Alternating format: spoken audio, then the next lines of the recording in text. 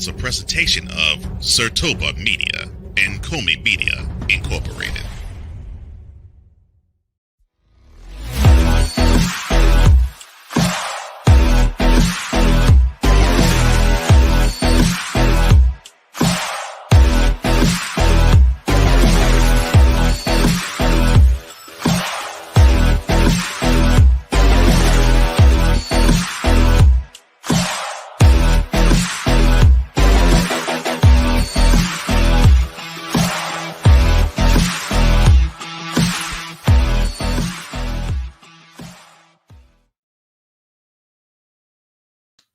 The clash of the Titans in the Twin Cities? That's quite interesting. We'll touch on that and more.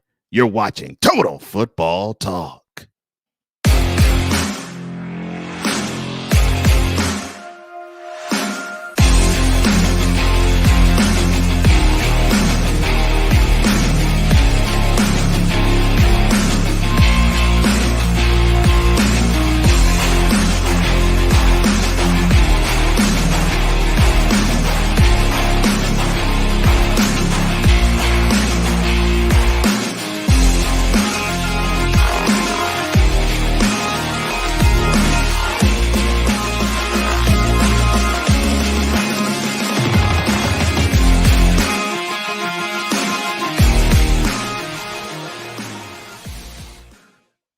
Welcome, ladies and gentlemen, to another edition of Total Football Talk.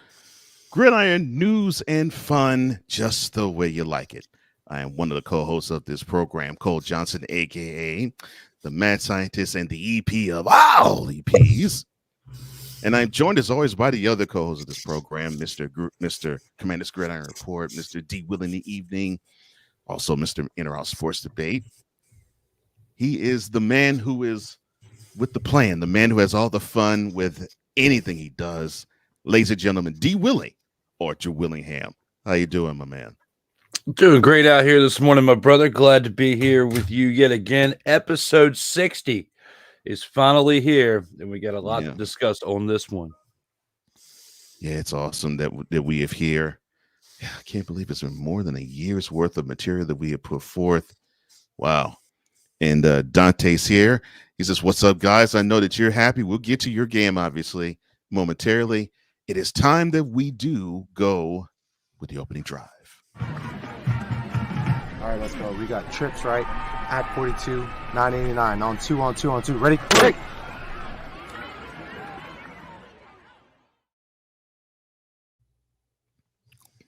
All right. The teams that are on bye for the following week that we're about to cover involve the Cowboys and the Bears. So the Dallas Cowboys, Chicago Bears, they did not have a game this week. Thankfully. Thank God. For the Cowboys, at least. Yes. But the other 30 teams did. And so here we go. Oh, I'm sorry. This past Monday night, the Bills, they defeated the Jets 23-20. We'll just do that way. Now, let's start with Thursday night's game.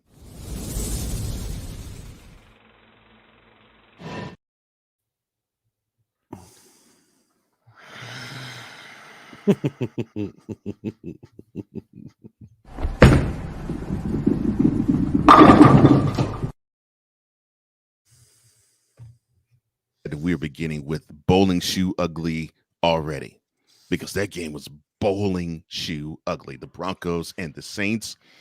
This was Drew Brees' night in Superdome. It was Sean Payton's return to the Superdome, and they might as well just had the ceremony, and that should have been it, because the rest of the game was absolutely god-awful. 33-10, the game wasn't even that close. The Broncos routed the Saints. Bo Nix, dare I say, actually, this is probably the best game he has had statistically in his career thus far in NFL. 60-26, under 64 yards, along with 10 carries, 75. He didn't turn the ball over, so there's that. Javonte Williams, he had a pretty good game. 14 carries, 88 yards, 2 touchdowns on the ground. He also had 3 receptions for 23 yards. But yes, the 75 yards on the ground for Nix and the 88 yards from Williams, that helped in the Broncos offense attack of amassing a total of 225 yards on the ground. But the defense, which basically is the calling card of this team, they had 6 tackles for losses. They had 11 quarterback hits. They also sacked Spencer Rattler, poor fella, 6 times as well. Oh, Will Lutz, though? Well, he accounted for many of those points as well. 4 for 4 from field goals. He had a long 52 yards. And then you had Spencer Rattler, 25 of 35, 172 yards. He at least didn't throw an interception. Ha ha ha. But he did have a reception. He did have a carry for 15 yards, but he lost 2 fumbles. Your thoughts on this god-awful game? It was such a bad game to watch. I feel, and then Derek Carr had to watch it on the sideline, just be a part of it some way, somehow. Yes, it was absolutely terrible to watch. I mean, Spencer Rattler looked rattled in this entire game. I mean, yes, he's a rookie, still has a lot to learn, but, you know, he's going to probably permanently be a backup after playing a game like this. Just wasn't really that good in my opinion. 2 lost fumbles definitely makes a big impact on the game. And for as much as hype as the Saints team started out the first 2-3 weeks of the season, it looks like they've cooled off quite a bit to where we're not going to be talking about them as contenders anymore this season. Cooled off is a gross understatement. I mean, they cooled off so much you would think Antarctica is warmer. The Saints, they dropped to 2-5. The Broncos, they improved to 4-3, and now we probably have to talk about them in wild card contention real soon if they keep this up. At least with their defense, we might be saying that very sentiment. But congrats to Sean Payton on a night in return in New Orleans, and I know the Saints are wishing they had Drew Brees.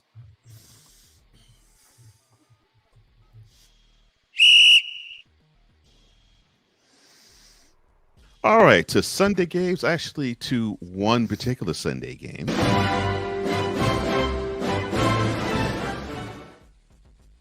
The travels continue. This will be yes. And actually, this will be the last London game of the year, as the Jaguars, in their second straight week being in London, they faced the Patriots.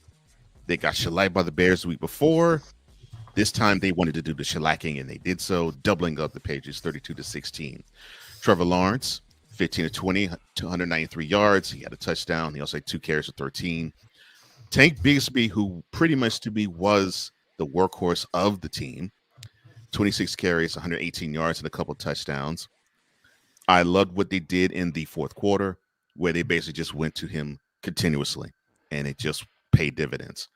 That 118 yards that he had, of course, along with the 13 yards for Trevor Lawrence, that comprised of most of the 171 yards that the Jaguars gained on the ground.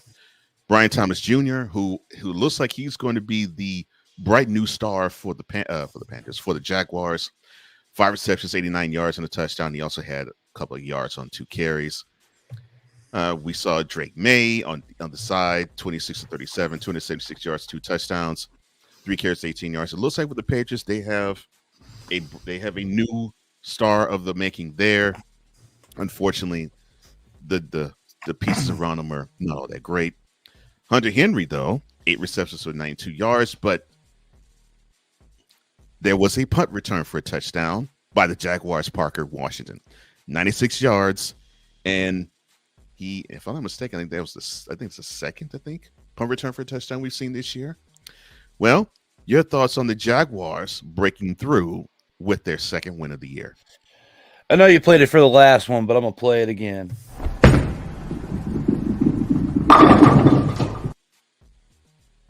This game absolutely sucked. I mean, one, if not both teams, are absolutely. I mean, it's like both of these teams strolled up into London so that way they could both put themselves in positions to take the big fat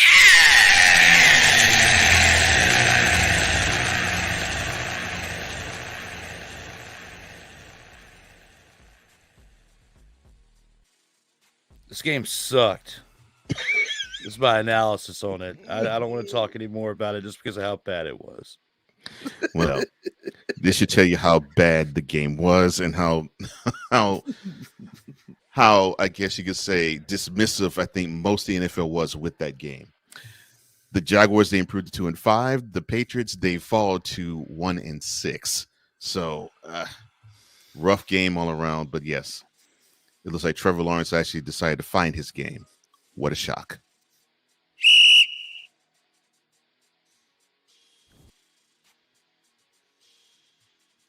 Now to the rest of the Sunday slate. We'll start with the Seahawks going to the ATL to play the Falcons. The Falcons looked like they were really going well. And then the second quarter of this game happened. The Seahawks took control. They did not relinquish it. And they boat raced the Falcons 34-14.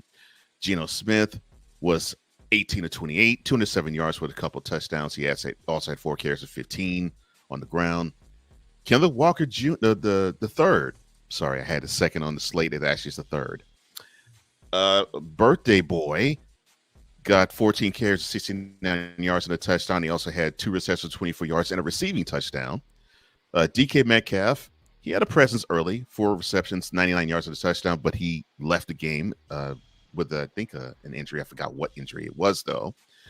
The Seahawks defense, Julian Love and Kobe Bryant, each, and that's spelled C-O-B-Y, not K-O-B-E, each had an interception.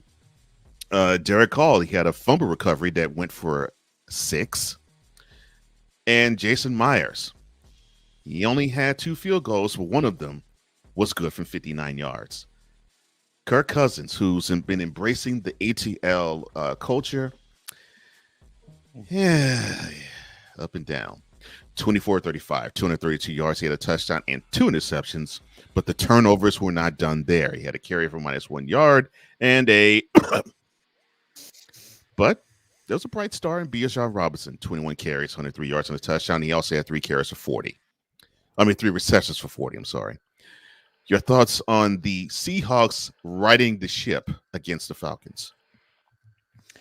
Seahawks are definitely still proving that they are a good team. And they are for real and serious about what they've been doing so far in this year. When it comes to the Falcons, this is probably the first game that we saw where Kirk Cousins didn't live up to the hype. I mean, the first true game with him throwing multiple interceptions, with him having a lost fumble. I mean, right here and now with what he did, it's not great numbers. And we've been seeing him step his game up over the past few weeks to get them in contention, or at least to get closer towards contention at the end of the year. Mm-hmm. But right here and now, you have to at least say that we've seen our first true game, even though, yes, they are 4-3. They lost 2 other games before this one. There were other signs before this game, unraveling this team as maybe a pretender at some point within this year. But I'd have to say that this definitely well established that even more after seeing a game like this. They definitely need to do a little bit better job at the quarterback position, that being Kirk Cousins needs to get his game up together, because Bijan Robinson having 21 carries for 103 yards and you only mustered up 14 points. You definitely wasted the day when it comes to that, because on the other side, when you can have your full-time running back only put up 69 yards on 14 carries and they still beat you by 20, it just goes to show it's not more so the whole team that beats you. You beat yourself. Wow. I heard that thud. Yeah, that was the mic dropping. Yeah, I agree with you. It's unfortunate that Bijan Robinson's performance was wasted by Kirk Cousins' performance. And this just goes to show, if a running back puts forth that energy, but the quarterback doesn't put forth the goods, and they'll result. And we'll talk about that in another game later on in this stretch. But yes, like you mentioned, both teams are now 4-3. The Seahawks improved to 4-3. Unfortunately, the Falcons, they drop to 4-3. And hopefully the Falcons can find their way up and not down like they did yesterday.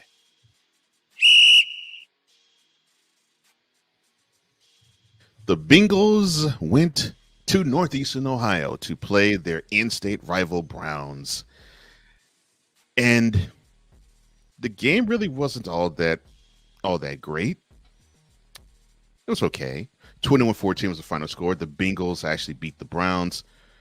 And I think, if I was mistaken, I think this is Joe Burrow's first win in Cleveland, I think. I have to check that record, but I think that is his first win in Cleveland. He was 15 of 25, 181 yards. Didn't really do all that much of damage, but it was okay. He also had 3 carries for minus 3 yards. I'm smelling that to be victory formations.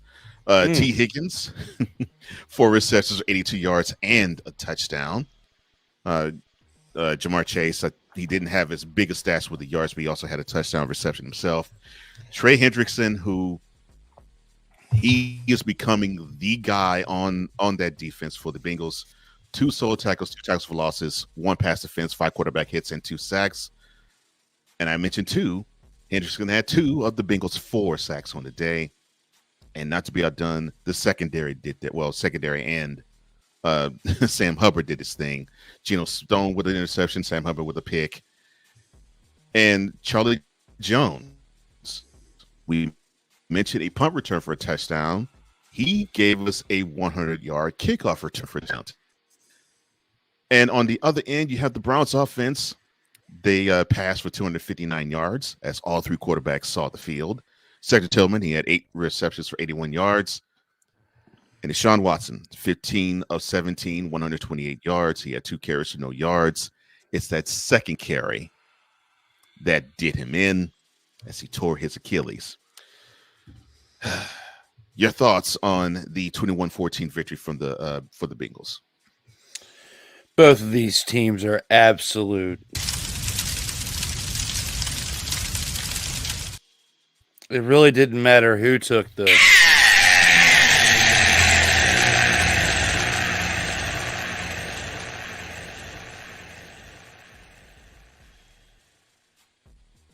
Before this game ended, your $200+ million quarterback was on the pine. So it really doesn't matter how this game were to transpire at that point because it was just bad.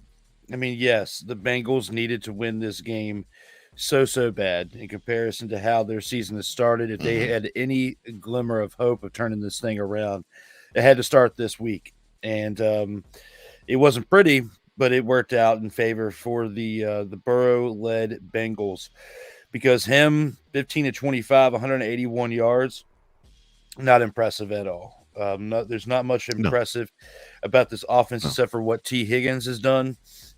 And, their defense is playing very subpar as well. I mean, yeah, you limited the Browns to 14 points, but at the same time, they're not that good. I mean, they scored less on better teams. So putting all that into perspective, the Bengals need to find their way of tightening this thing up because getting wins are one thing, especially against subpar teams, but keeping a good record and keeping a good momentum going all the way through when you still have another 10 games left, it's definitely going to be a tough year if they cannot turn this thing around quick enough. The one thing about the Bengals that I've noticed is they just simply can't put it together. Like the defense can have a good game, but the offense is absolutely atrocious. One game. And then another game, their offense could explode for like 550 yards, but the defense allows 41 points. It's like the team just simply can't get together. And you got a chance to witness that with the Commanders when they played the Commanders. The offense was opportunistic. And the defense, they were Swiss cheese. And they have to get that together. They have to play together. And even in yesterday's win, that wasn't the case. So yeah, I agree with you on that one. But it's still a win. The Bengals, they improved to 3-4. The Browns, hapless Browns they are, they now fall to 1-6. Whew. Worst times ahead.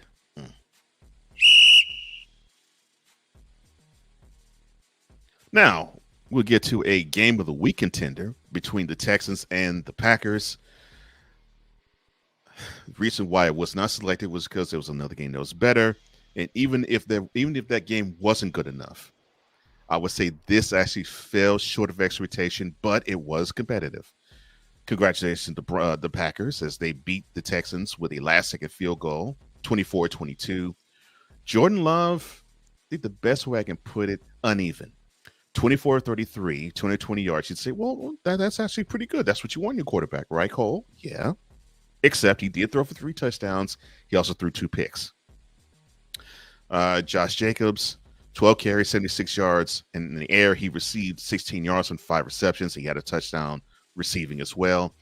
Romeo Doubs, he had 8 receptions for 94 yards.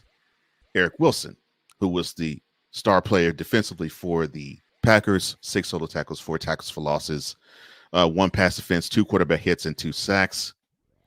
The Packers defense, I mentioned Wilson's 2. They had 4 sacks also on 11 tackles for losses and 7 quarterback hits of CJ Stroud, who I will definitely say played the worst game of his professional career thus far. 10 of 21, 86 yards, 5 carries for 19 yards. Looks like he is missing Nico Collins the way he's playing. And unfortunately, he wasted Joe Mixon's beautiful performance. 25 carries, 115 yards, 2 touchdowns, along with 2 receptions for 9 yards.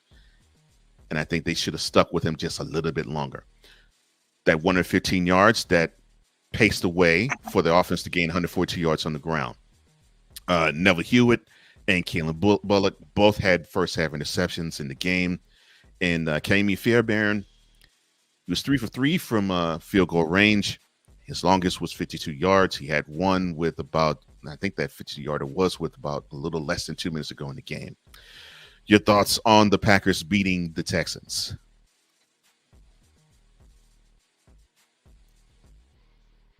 This game right here, when it comes to, I would say if we didn't have the Lions and the Vikings, this would have probably been up there for the game of the week. Just because of, the talent on both teams, the quarterback play you've gotten between Jordan Love and CJ Stroud since then getting into their starting positions for their teams.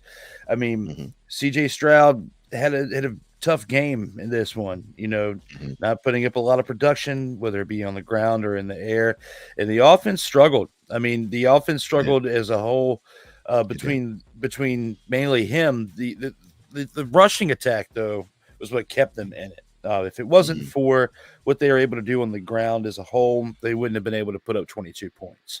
No. But CJ Stroud needs to look back at this game as a motivator for the rest of this year, because he cannot have games like this if they're going to expect this team to go on some type of run.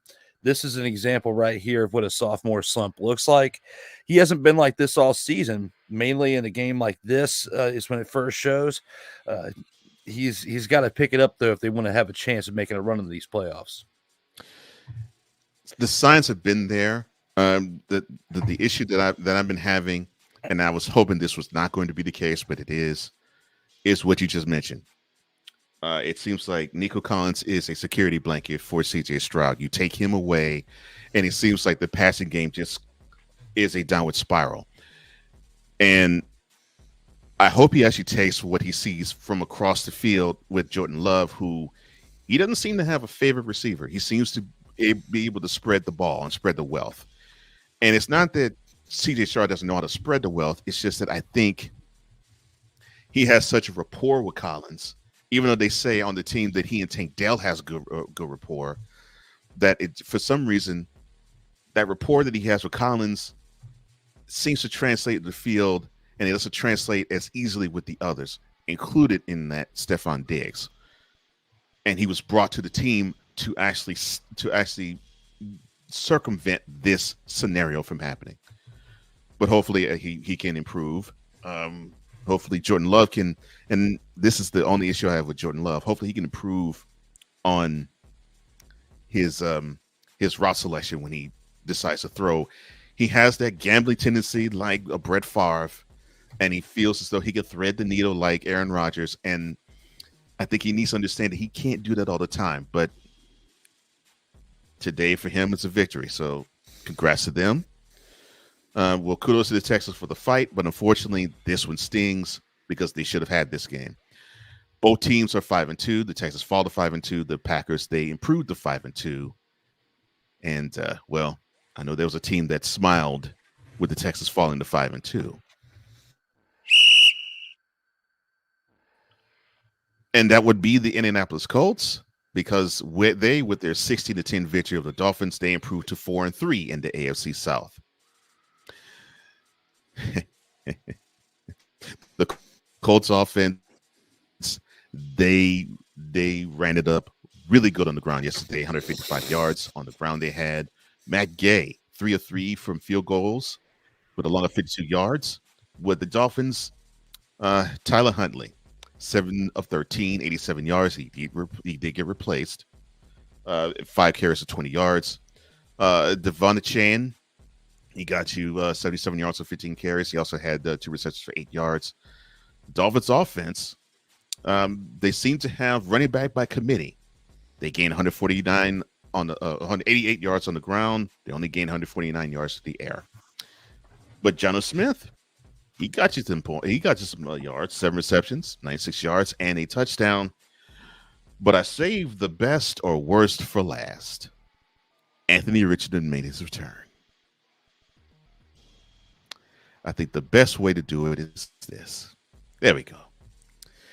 10 of 24, 129 yards. He did have 14 carries for 56 yards, but he also had a your thoughts on the 16-10 victory by the Colts? You know, 2 teams showed up to play football on this day, but the real person was the fan that took the...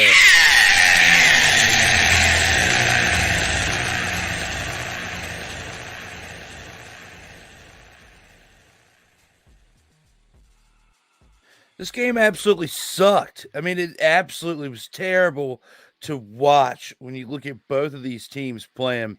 You basically have a quarterbackless team for both. When you look at the Dolphins, when you look at what Anthony Richardson did coming back, from injury, they look better with Joe Flacco there, quarterback. They most certainly did. And I wouldn't be surprised at some point this year if they turn back to him in a way like what the Pittsburgh Steelers just did with Russell Wilson. So, looking at the game and performance by him, they cannot have games like these if they expect to do anything this year. They're lucky they won in the fashion that they did, because having 14 incomplete passes with just 129 yards, the statistics right there don't add up to success most of the time. And the fact that you also had a lost fumble, it just goes to show if this team that you were playing in the Dolphins were what they were supposed to be during week 1 and week 2 before Tua got hurt, there's no way you would have won this game. There's no way you would have won this game. So looking back on it for what it is, hopefully they can turn this thing around. But the only reason why they did what they did is because of, like you said, they had 155 yards total rushing offense.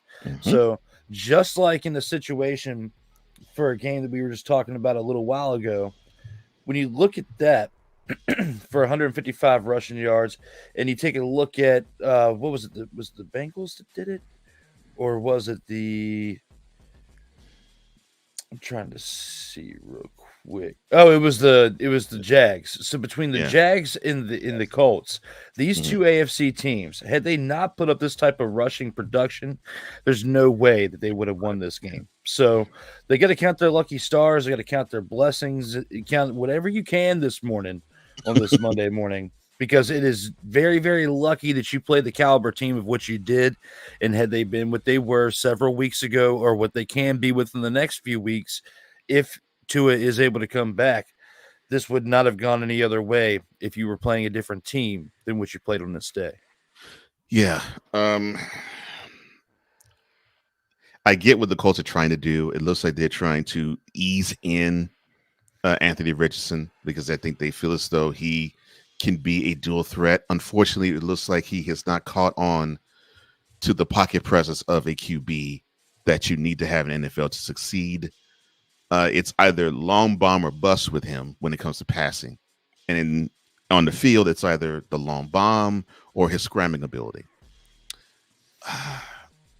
I won't go bust yet, because you got to understand, I think this is his 1, 2, 3, 4. This is probably his 8th start of his career in the NFL. So I won't go bust yet. But I will go this route though. He needs to improve a lot quicker because this is his second year. He already lost most of 1 year with injury, and he's already lost a few weeks this year to injury. And so, if he's going to learn how to be a quarterback in the NFL, he's going to have to learn how to do damage in the pocket. Otherwise, his body is telling him, "Yeah, you all these carries, it's going to come back and bite you." So hopefully, he will learn how to play in the pocket, and it will benefit him when he does, and he will elongate his career. But I agree with you. This team offensively to me is better with Flacco on the center. However, the Colts still won. They improved to 4-3. The Dolphins, unfortunately they fall to 1-5, and it looks like relief is nowhere in sight.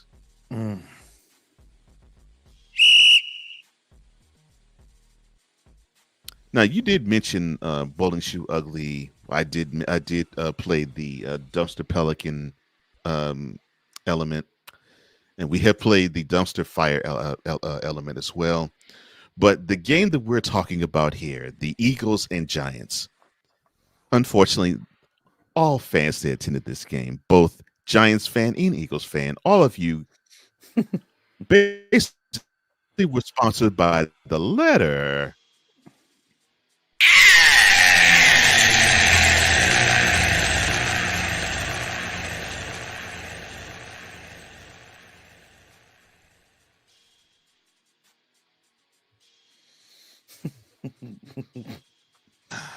because what you all saw was absolutely horrendous. Now, I'm not saying that the Eagles sucked. I'm just saying the game was bad. But Eagles fan, I know that, and we have one in Dante that's in the chat, the TFT tribe. He was happy with the result. 28-3 was the final score in the Meadowlands. The Eagles mollywopped the Giants. Jalen Hurts. 10 of 14, 114 yards and a touchdown, only setting 7 carries, 22 yards. So unfortunately, this game was won in spite of him. But it definitely was won because of a few factors. Saquon Barkley is one of them. 17 carries, 176 yards and a touchdown as a return to the Meadowlands. He also had 2 receptions for 11 yards. But the 76 yards that Barkley gained, along with Hurts on the ground, that paced the way for the Eagles on offense to gain 266 yards on the ground. But not to be outdone, through the air, A.J. Brown, he did make a sighting and an impression. 5 receptions, 89 yards, and a touchdown of his own. But that defense, that defense was nasty. Nakobe Dean, for example, 6 solo tackles, 2 tackles for losses, 4 quarterback hits, and 2 sacks. But Jalen Carter wanted a part of it too. He had 3 solo tackles, 2 tackles for losses, 2 quarterback hits, and 2 sacks. Now, I just mentioned 2 guys had 2 sacks each.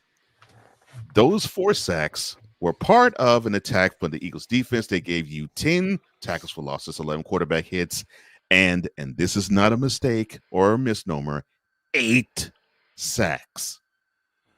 They sacked Daniel Jones 8 times, who was 14-21, 99 yards. He also carried the ball for 5 times for 20 yards. The offense was so anemic, it was not even worth mentioning. And the only person to mention for the Giants that was of note would be Dexter Lawrence Jr. 5 solo tackles, 2 tackles for losses, 2 quarterback hits, and 2 sacks. Although the defense itself got 5 sacks, you only had one player who actually really wanted to be there, and the others did not. Your thoughts on this absolutely atrocious game that the Eagles dominated? It was that offense with the rushing attack, which would definitely help get them to this point to where they could dominate. And I would say Jalen Hurts played more of like a game manager role in this game. He didn't really have any like meaningful turnovers or anything. He didn't have a lot of passing attempts. Sure as expletive didn't have a lot of passing yards, but again, he didn't turn the ball over. And they leaned on the shoulders of their rushing attack, spearheaded by Saquon Barkley, and this being his revenge game, going back home, to New York to face his old team and absolutely mollywopping this team. Him putting up 176 yards on the day with another 11 receiving yards, like 13 yards away from 200 all-purpose yards. I'd say Mhm. he got the MVP of the week with what he did.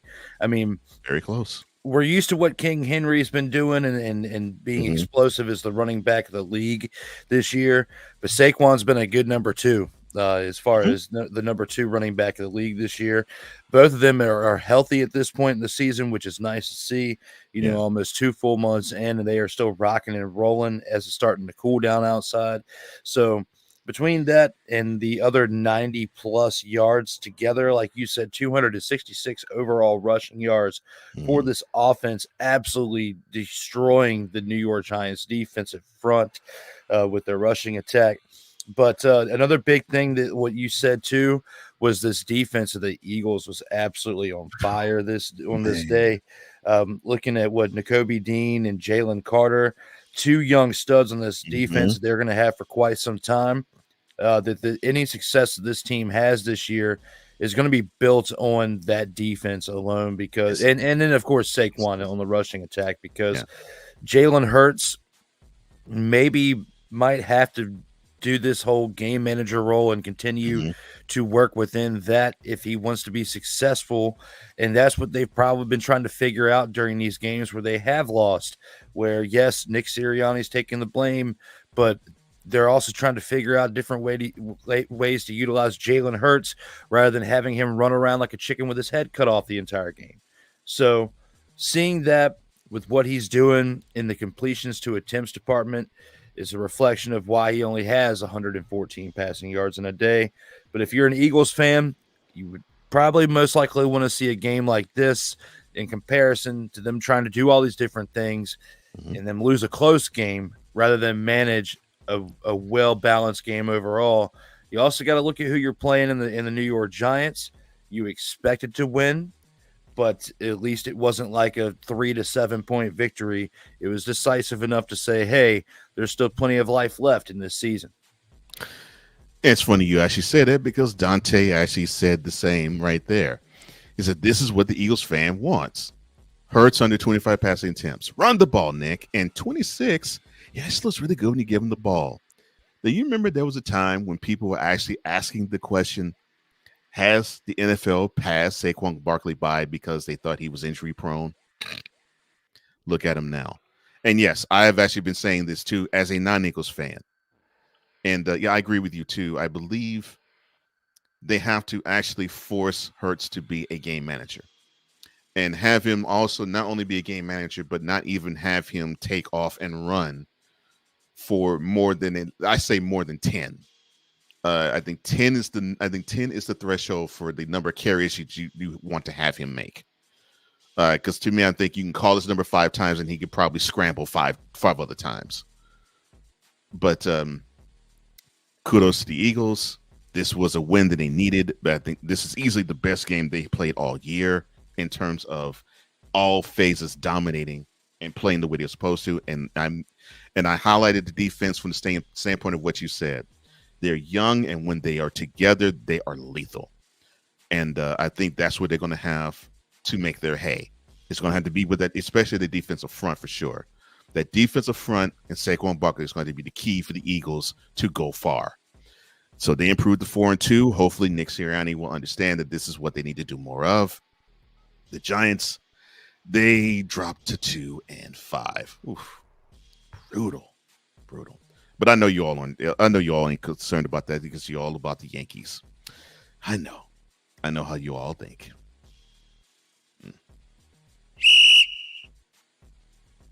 All right, more Sunday games on tap.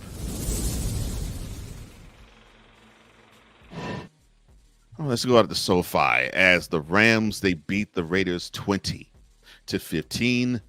Matthew Stafford was rather pedestrian. 14-23, 154 yards. He did throw a pick. He also had 2 carries for -2 yards. Smelling victory formations with those.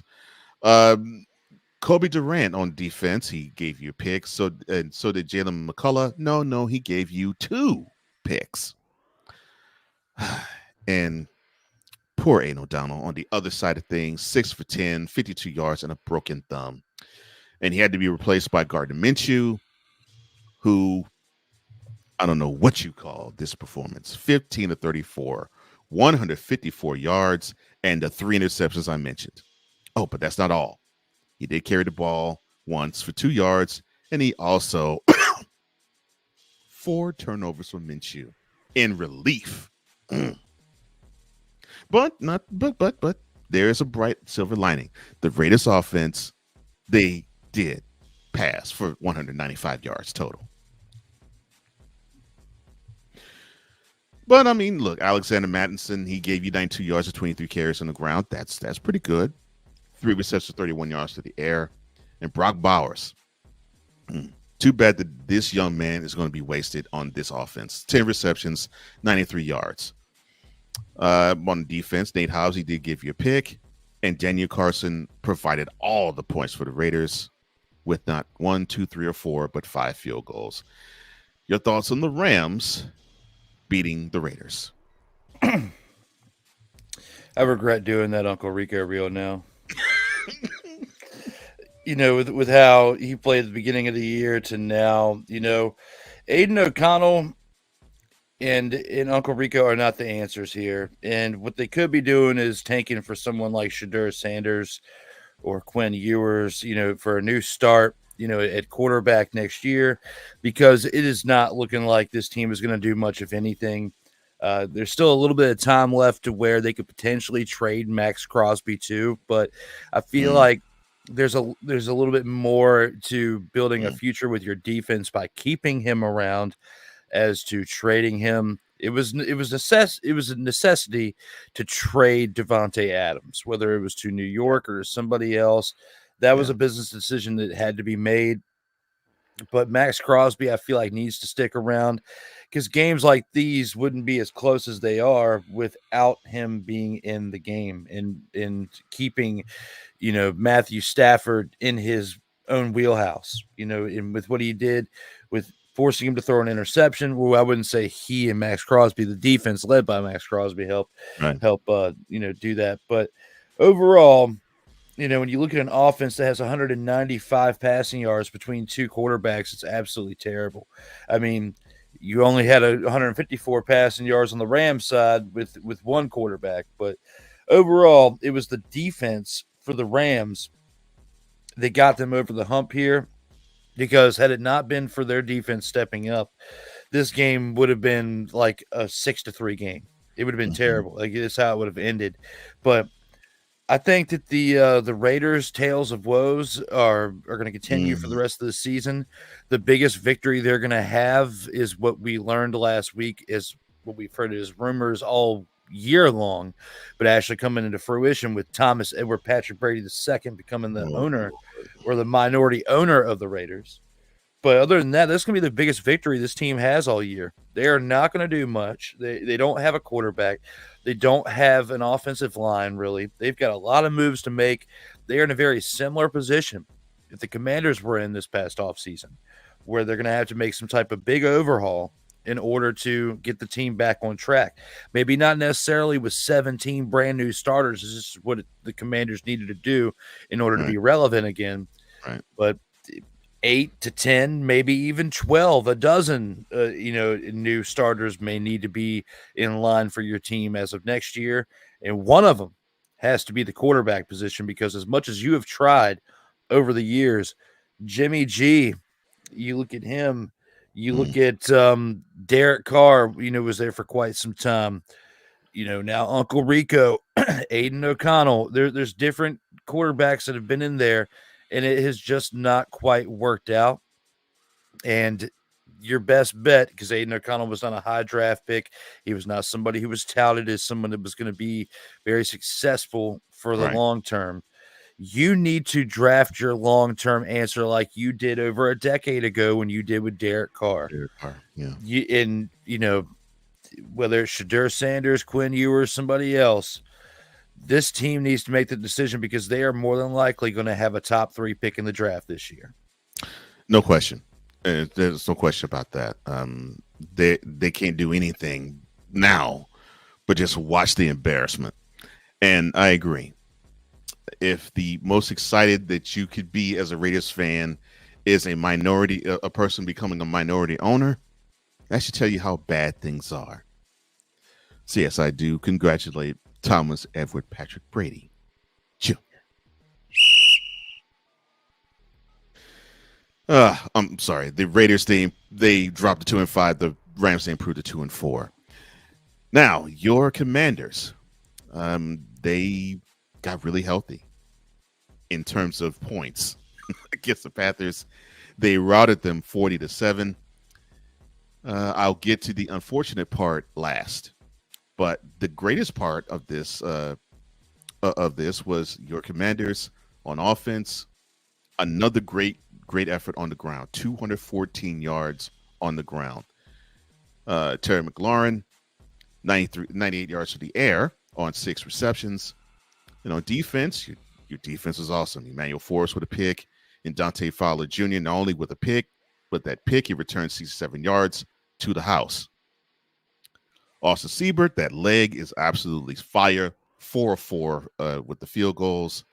Andy Dalton, 11-16 for 93 yards, 2 interceptions. I'm sorry, with 2 carries and 3 yards.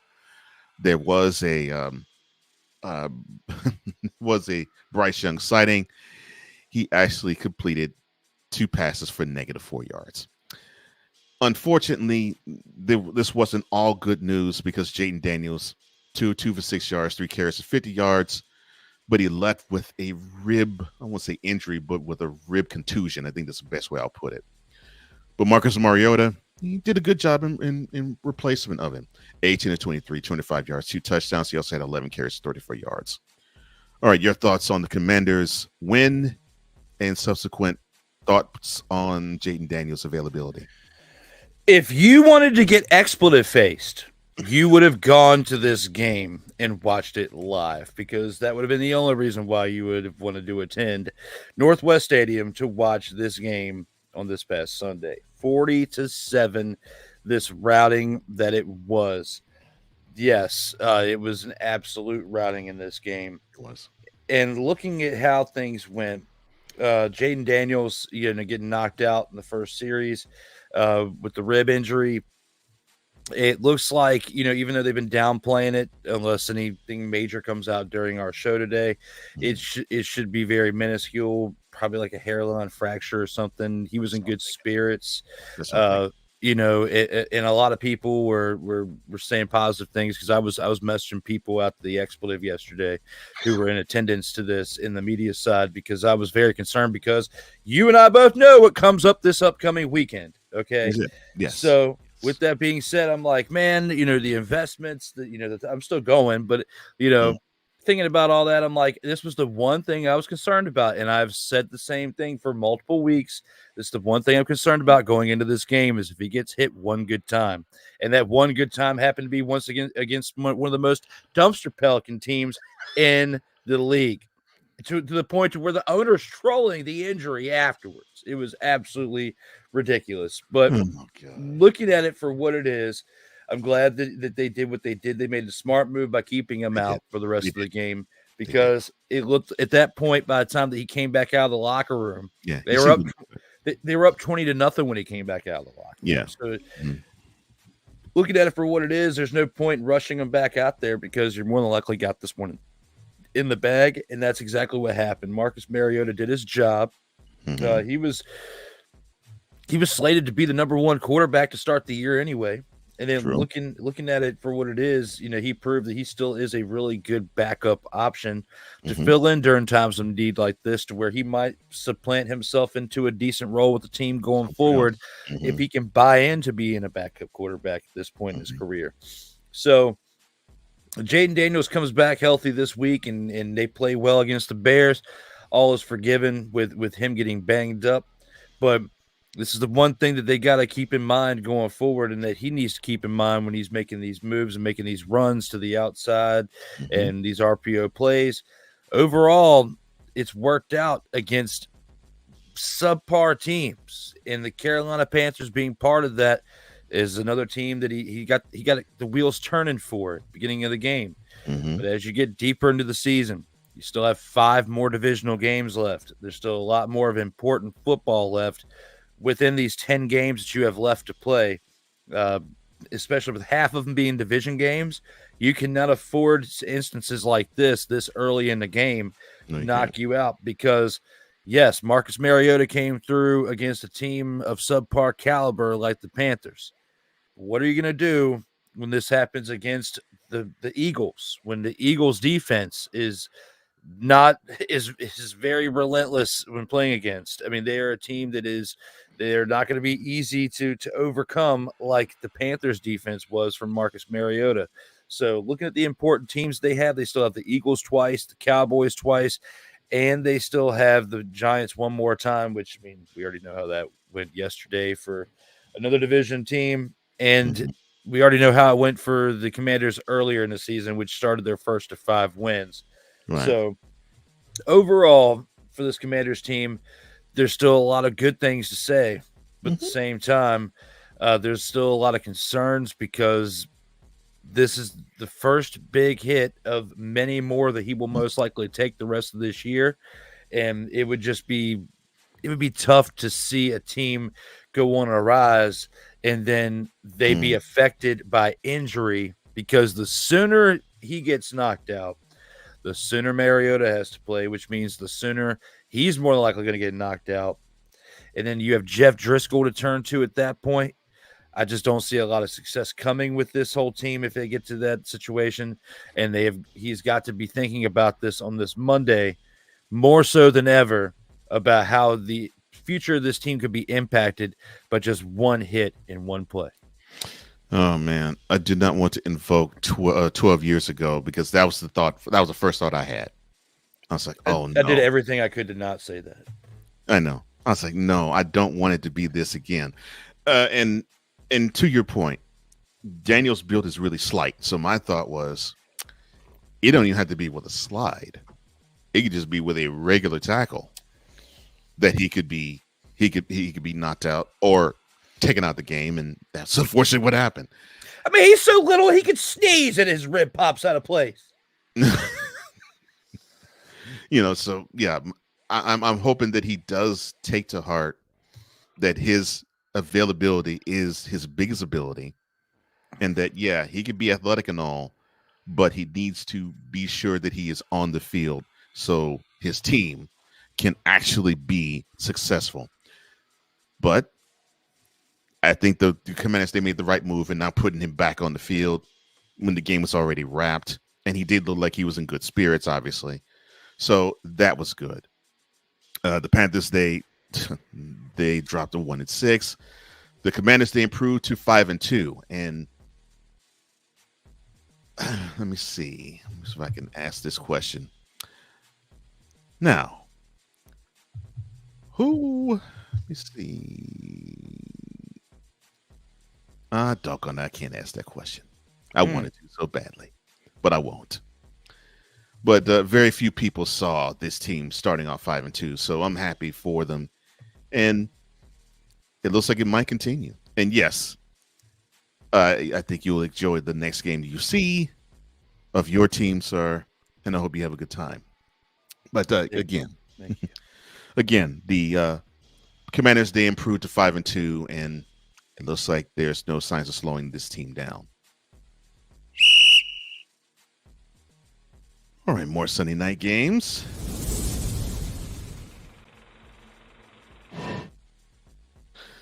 The Jets and the Steelers. The Jets were up 15-6, and then they boarded a plane and flew back to New York. The Steelers scored 31 unanswered points to a 37-15 rout. Russell Wilson, who started off slow, he picked it up and did pretty good. 16-29, 264 yards and 2 touchdowns. He did also have a rushing touchdown on 3 carries for 3 yards. Najee Harris, it's good to see him. He actually had a really good game. 21 carries under 2 yards and a touchdown. The Steelers, with a 102-yard effort from Harris, they were buoyed by a 149 rushing yard performance. George Pickens, who actually looked pretty good again. I think he actually enjoyed what he saw from Russell Wilson. 5 receptions on 11 yards and a touchdown. Came close to having another one. Just couldn't get the feet in bounds. Beanie Bishop Jr. On the defensive side, he got his first 2 interceptions of his NFL career, almost returning one of them to the house. Chris Boswell, he had 3 field goals on 3 attempts. And then you have Aaron Rodgers, the New York Jets savior, the guy who was going to bring them to the Super Bowl for the first time since Joe Namath was their quarterback. 24 of 39, 276 yards, a touchdown, and 2 picks. Although one of those was not your fault, Aaron.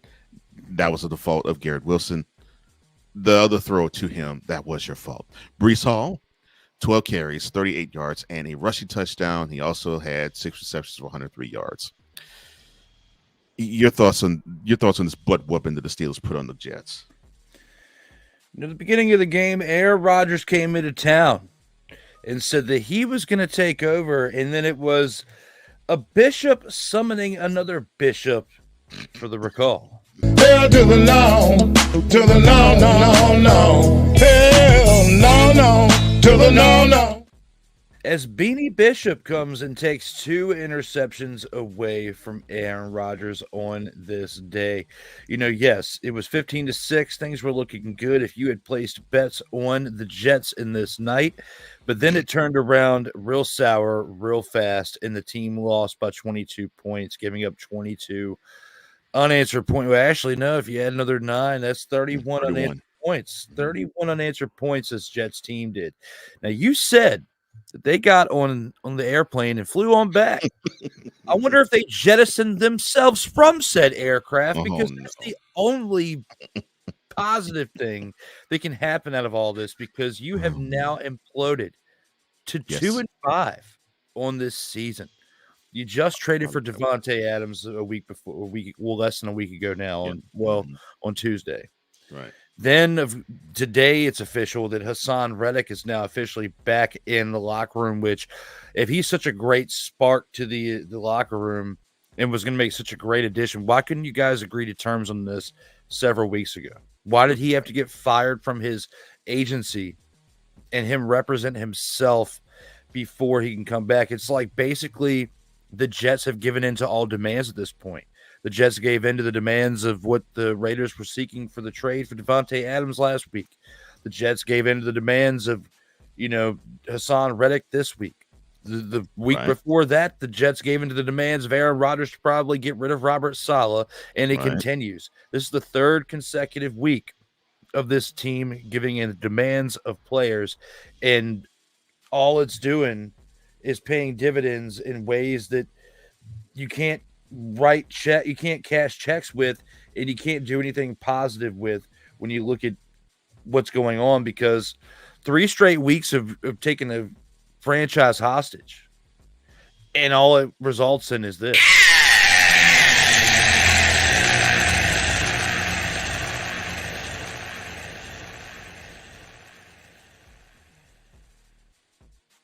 Feel bad for Mr. McCoffey and the other people out there who are fans of this absolute terrible franchise that looks like there's no end in sight after 55 years without a 55 years. This is their 56th year. After 56 years of, now this is the 56th year, after 55 years of not making it anywhere back to where you once were when the Super Bowl era began. It doesn't look like there's any hope for you to turn it back around, because let's say you're 2-5 now. You would have to win your 10 consecutive games, because you've already had a bye week, if I'm remembering correctly. So they have 10 consecutive games to get this under control, and they would have to win 10 consecutive games in order to be in a good spot where they would want to be. Safely can probably win 8 out of the next 10 games and still make it. But 10-7, but then be a wild card and more likely not host a home playoff game. Right. So you've buried yourself in a hole. You could safely win 8 out of the next 10 games and get there. But even if you do that, it's still an uphill battle from here. this is more than likely going to be Aaron Rodgers' last season, and I don't even think it's going to end with them winning 8 out of their last 10 games to make the playoffs. Mm-mm. I don't see this team making the playoffs, and I see this being a wasted project for the New York Jets. Yeah, and I thought that's what we were going to see. I think Jets fan, but more importantly, Woody Johnson, one of the principal owners of the Jets. I think they were thinking they were going to get the MVP version of Aaron Rodgers, and no, I figured they weren't going to get that, and they most certainly have not. The Jets, they have fallen to 2-5. They haven't taken their bye week yet. The Steelers, they improved to 4-2, and I'm sorry, 5-2. I'm sorry, and it looks like they may have stumbled upon what actually could cure their ills on offense. Justin Fields, I hope you can learn, because more than likely you have to hold the clipboard in order to do so.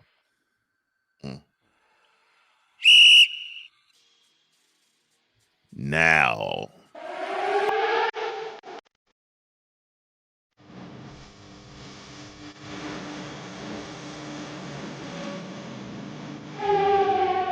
You're awake now.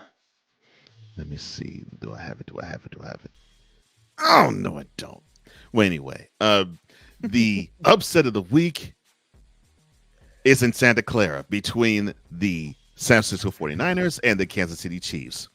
The Chiefs won, so 28-18. But I know you're saying, wait a minute, Cole. Wait a minute. Whoa. The Chiefs 49ers, that's the upset of the week? No, my friend. Here's why. The 49ers were favored. I know a 3-3 team was favored over a 5-0 team. Yes, the 49ers were favored. Yep. I don't know why. Anyway, Patrick Mahomes didn't have the greatest of games. 16-27, 154 yards, 2 interceptions, 5 carries for 39 yards. Quick soapbox and sidebar. CBS, there is no way on earth Patrick Mahomes is the front runner for this year's MVP. He has not played that well. Sorry, he hasn't. Okay, off soapbox. Kareem Hunt, 22 carries, 78 yards, 2 touchdowns. He also had 2 receptions for 5 yards. But Kareem Hunt's ability of running 78 yards, and of course Patrick Mahomes 39, that helped the Chiefs offense to gain 184 on the ground against what's supposed to be is a stout defensive team against the run. On defense, you had Justin Reed with a pick. You had Christian Roland Wallace with a pick. You had Jaden Hicks with a pick. That's right. The game manager himself, Brock Purdy, 17-31, 212 yards with those 3 interceptions and 0 touchdowns. But he did carry the ball 8 times for 27 yards, and he gave you 2 rushing touchdowns. George Kittle, yes, there's a George the Animal Kittle sighting. 6 receptions, 92 yards. Diamador Lenore, he did have a pick. And Kalia Davis, he also had a pick of Mahomes. Your thoughts on the upset of the week, the Chiefs over the 49ers? George the Animal Kittle. Get the expletive out of here. Okay. The only animal in this game was the Chiefs' defense. Okay. Because it's been what's carried them to their undefeated start to this year. Because, I mean, looking at Patrick Mahomes, he has definitely been playing very pedestrian. You know, the fact that he has 2 interceptions, the fact that, you know, he's only putting up 154 yards in a game. This is not Patrick Mahomes type numbers. No. And this team is still doing what they're doing. That's right. Because of the way this defense is playing. Right. Now, a lot of people start the year, myself included, did not think the Chiefs had what it took to get back to the Super Bowl. With each and every passing week, though, they're showing that how well balanced of a team they are They All the don't way need to around. go out there and have 300 passing yards one week, Nope. 400 the next, 100 rushing yards from one running back here, another 120 receiving yards from your tight end there. I mean, they are getting this done. They're having I'd say a solid running back core. Kareem Hunt is still doing what he's supposed to do in returning to the Chiefs, because he was gone for a little bit, and he was part of that first Super Bowl run that they had. But look at what he did. He left, he goes to Cleveland, comes back, after playing with dumpster Pelican Deshaun Watson, and coming back over here to Kansas City, finally getting a chance, because the one thing that they took a little bit of a hard hit to was that running game. Coming back, the sad thing for Kareem Hunt was that he had left the year that they had won their first Super Bowl. Right. So he didn't get to enjoy any of the fruits of the labor, to where now they've won 3 Super Bowls since he's been gone. They've been gone. So now he's back, and hopefully, he can enjoy some success and be a part of this special run of a third in 3 years. And the only way they're going to be able to do it is if this defense stays healthy. Chris Jones continues to contribute the way that they are, because the way that they are established now, I don't think they can flip-flop back to the type of offense that they were in seasons past. For certain games, yes, they can. But on a consistent basis, each and every week, can you rely on that type of team?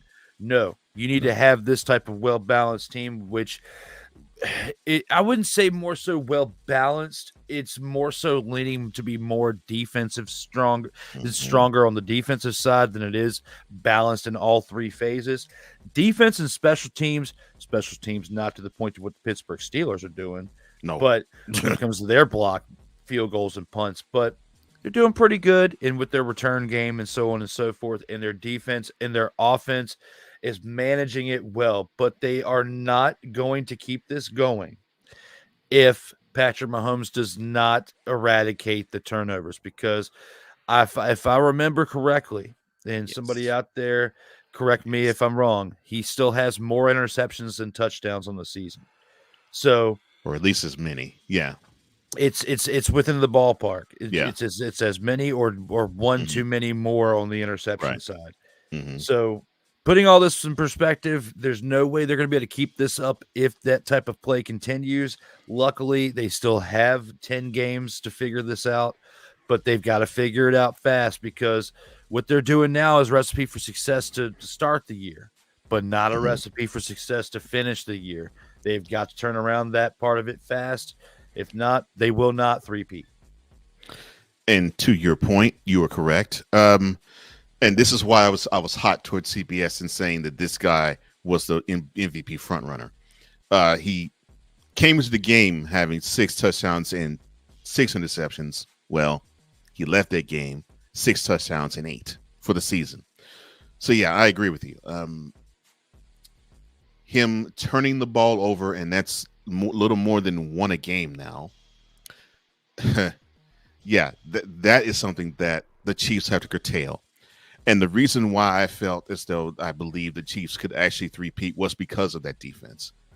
Because they seem to be talk about balance. They seem to be so well balanced defensively, where it's like, who is the weak link?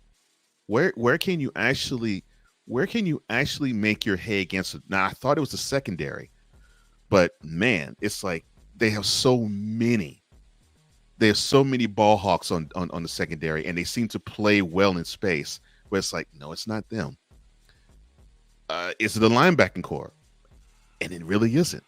And most certainly isn't the defensive front, because Chris Jones is the best defensive tackle there is in the game. So, yeah, to me, that is why I felt as though could the Chiefs actually three-peat, and I said yes, it was because of that unit. It definitely had nothing to do. It had nothing to do with Patrick Mahomes or the offense, because I thought, okay, they learned that they had to get out of their own way. And I thought that was the magic elixir. Because like you said, if they thought that they could go back to, well, let's sling the ball 40 times. Let's see if we get 300 yards. Let's not even think about running the ball. Let's just try to air the ball out. if they continue thinking along those lines, I would have grouped them like with the Dolphins. Okay, you'll be exciting for a while. You beat the teams that you can beat, but the teams that can actually ground you out and punch you to the mouth, you won't beat. Well, the Chiefs can beat any team no matter what, simply because their defense is absolutely lethal. And that offense knows what to do when they need to do it, which that's what you need a championship team on offense with a good defense to do. The 49ers, they fall to 3-4, and then they're being battered with a lot of injuries. Of course, you already have Christian McCaffrey, who's out. You have Brandon Ayuk, who thinks he might have some knee issue problems. You had Deebo Samuel, who only played, I think, one game and one snap and left. So, yeah, it's looking mighty bleak for the NFC champs to try to defend that crown.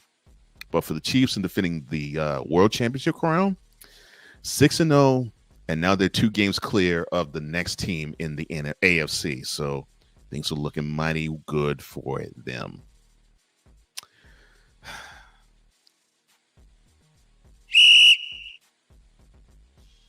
And now it is time for the game of the week, and it was not even close. This game was, well, not just for first place in the NFC North, but it turns out to be first place at present for the National Football Conference in general, as the Lions and the Vikings did battle in the Twin Cities. The Vikings had a 10-point lead early. The Lions had an 11-point lead in the fourth quarter. Both teams came back on the other, but the Lions, with a Jake Bates field goal, I think it was for 44 yards, with about 30 so seconds left. That was the difference. 31-29. It was a really good game, actually. And I have to thank Fox for actually televising that game. Jared Goff, 22-25, 280 yards, 2 touchdowns. CBS, there is your MVP front runner right there. Because the dude seemed to have problems missing his targets. 2 carries for -4 yards also on the ground. Jahmyr Gibbs, good outing. 15 carries, 116 yards, and 2 rushing touchdowns. He also had 4 receptions for 44 yards. Man, a beast of a game. 160 all-purpose yards. Whew. Beast of a performance there. The Lions offense with that 116 yards for Gibbs and a good contributions from Montgomery as well. They gained 144 yards on the ground. Amon-Ra St. Brown, we actually saw him do some damage, 8 receptions, 112 yards, and a touchdown. The defense, not to be outdone, they put Sam Darnold to the ground 4 times. And they also intercepted him once. Brian Branch was the beneficiary of that interception of Sam Darnold, who stats-wise actually wasn't too bad. 22 of 27, 259 yards. He also threw a touchdown with the pick that I mentioned. He also carried the ball 4 times for 39 yards.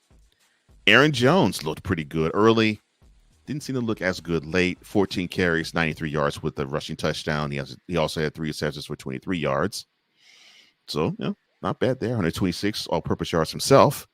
So things look really good. Or I should say 116 all-purpose yards, I'm sorry. But that 93 yards from Jones and the few yards that Darnold had that paced the way for the Vikings to gain 139 yards on the ground. Justin Jefferson, he had 7 receptions, 81 yards on the touchdown. The defensive player of the game, to me, without question, was Andrew Van Ginkel. The linebacker had 6 solo tackles, 3 tackles for losses, 2 quarterback hits, and 2 sacks. He paced away because he gave 2 of the Vikings 4 of the sacks that they got. And Real Weichert, 3 field goals or 3 field goal attempts. His long was 57 yards. Your thoughts on this game, which to me was a no-brainer and a no-doubter as the game of the week between the Lions and the Vikings? Absolutely was the game of the week. And for us who covered the UFL, earlier this year and getting ready to cover it again once NFL season is over, looking at what Jake Bates did throughout that inaugural UFL season for the Michigan Panthers, still staying within the same state, coming over to the Detroit Lions and having that impact at the very end of the game to win the game for the Lions, I thought was great to see, because the day that he went to Detroit, you and I were talking about Jake Bates, and that at some point this move could make an impact, and it finally paid off in week 7. I mean, yes, he's kicked field goals throughout the year already, but his most impactful field goals that he had were in this past game. Yesterday. So Jake Bates, for what he did, absolutely huge for him to get that opportunity, for one, and cool as a cucumber going out there and doing what he did, like he did when he was playing for the Panthers and kicking the 64-yard field goal that he did in the first game that he had in week 1 of the UFL season. So looking at that for what it is, for my man Hawk, I know you are happy that you have got an absolute great field goal kicker over there in Detroit. And I was happy the day that you got him, because he was probably one of my favorite players of the UFL back when they were playing earlier this year. And if you guys are going to go on an actual Super Bowl run this year, I think Jake Bates is going to be more resourceful than you could have imagined. Now, looking at that for what it was, Detroit Lions need to own up to this. They would not have won this game had it not been for Sam Darnold's interception, okay? Because he was lights out for most of the game. He was. He would have only had 4. He only had 4 incompletions outside of that interception. Okay. Yep. So with that being said, Aaron Jones also putting up almost 100 yards on the ground, over 100 yards total offense because of receiving as well. The Vikings offense and the Lions offense both doing great with the rushing numbers on the ground.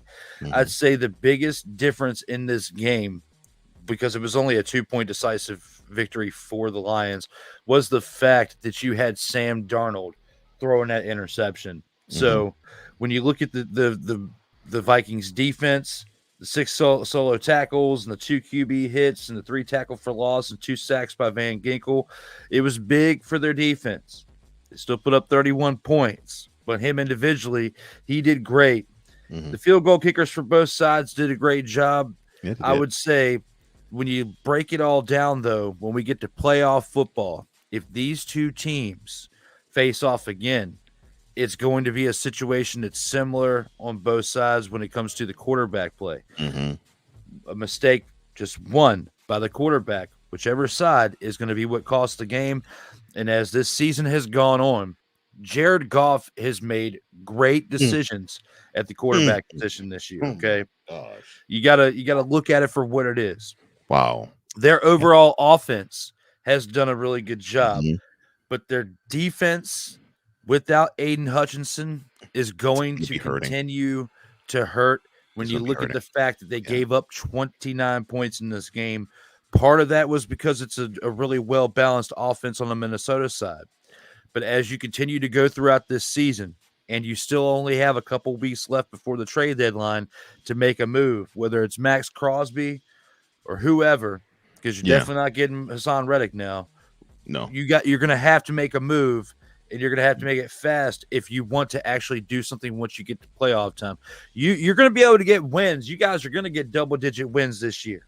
You're going to make the playoffs. But you've been doing this for a few years now, to where making the playoffs isn't good enough now. Getting to the divisional round isn't good enough now. Getting to the NFC Championship isn't good enough now. You need to win the NFC Championship this year if you are the Detroit Lions to have a successful year. Without Aiden Hutchinson and having some type of viable fill-in, I'm not going to say replacement, but viable fill-in for that position, you have no shot at making the Super Bowl this year. You have a better chance now that you have a field goal kicker you can rely on to help you out in tight spots like you did in this past game, because it's going to come down to this a lot more based on the way your defense is going to set you up for it in games like this past week. However, you can't always rely on that, because the kicker can have an off day too. Jake Bates isn't perfect. So looking at it for what it is, they need to use this as motivation to continue doing what they're doing.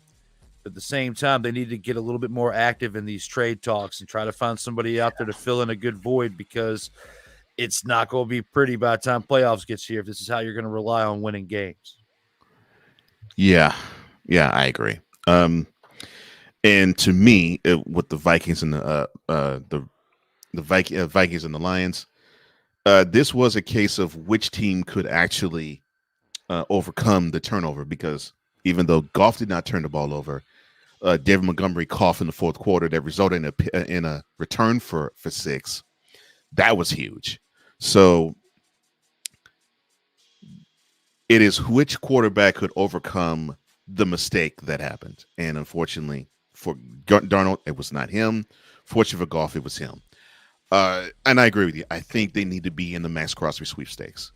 I think that's unfortunate with Aiden Hutchinson's injury. That is a piece that's missing, and they need to have that person there who can, without the need of rushing 5 or 6, which they actually did the last play of the game.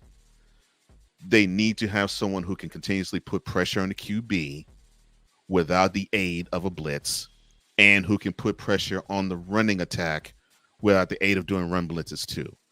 So I think that's the only area now for the Lions that's missing. And I agree with you there too. And I also agree with you. Making it to the NFC Championship game is not good enough for this team. They need to hoist the George Halas Trophy. That has to be the goal for them this year, at minimum. But both teams are now 5-1. The Vikings fall from the undefeated ranks, which makes the Chiefs the only undefeated team now in 2024. The Lions, with the 5-1 record, now with the tiebreaker in tow, that now makes them the number 1 seed technically right now in the NFC. Good game with those two. I'm actually hoping we get a chance to see a third game between them, because we're going to see them play again in Detroit later on. And that is this week's Game of the Week. And that concludes the opening drive. We'll be right back to award the grand champ. All right, let's go. We got trips, right? At 42, 989. On 2. Ready? Break.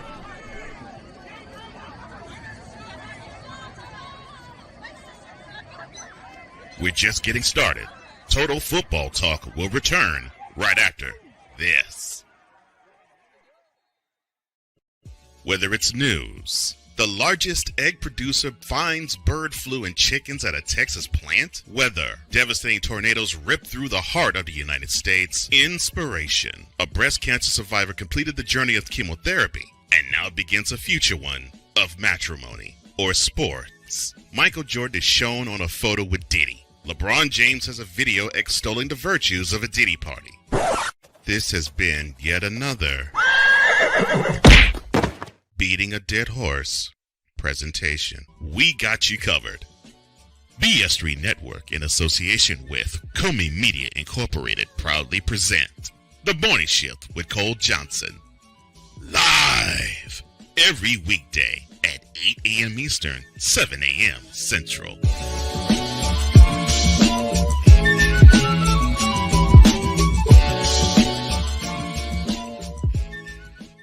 Hey, Eagles fan. Join my man Cool McCain and a host of others as they break down every single game, every single week in an objective manner, and also from a fan's perspective as well. Remember, this cast feels just like you. Nobody likes you. And you don't care. Fly, Eagles, fly. Eagles Elite Podcast, every Wednesday at 8:30 p.m. Eastern on YouTube and other podcast outlets.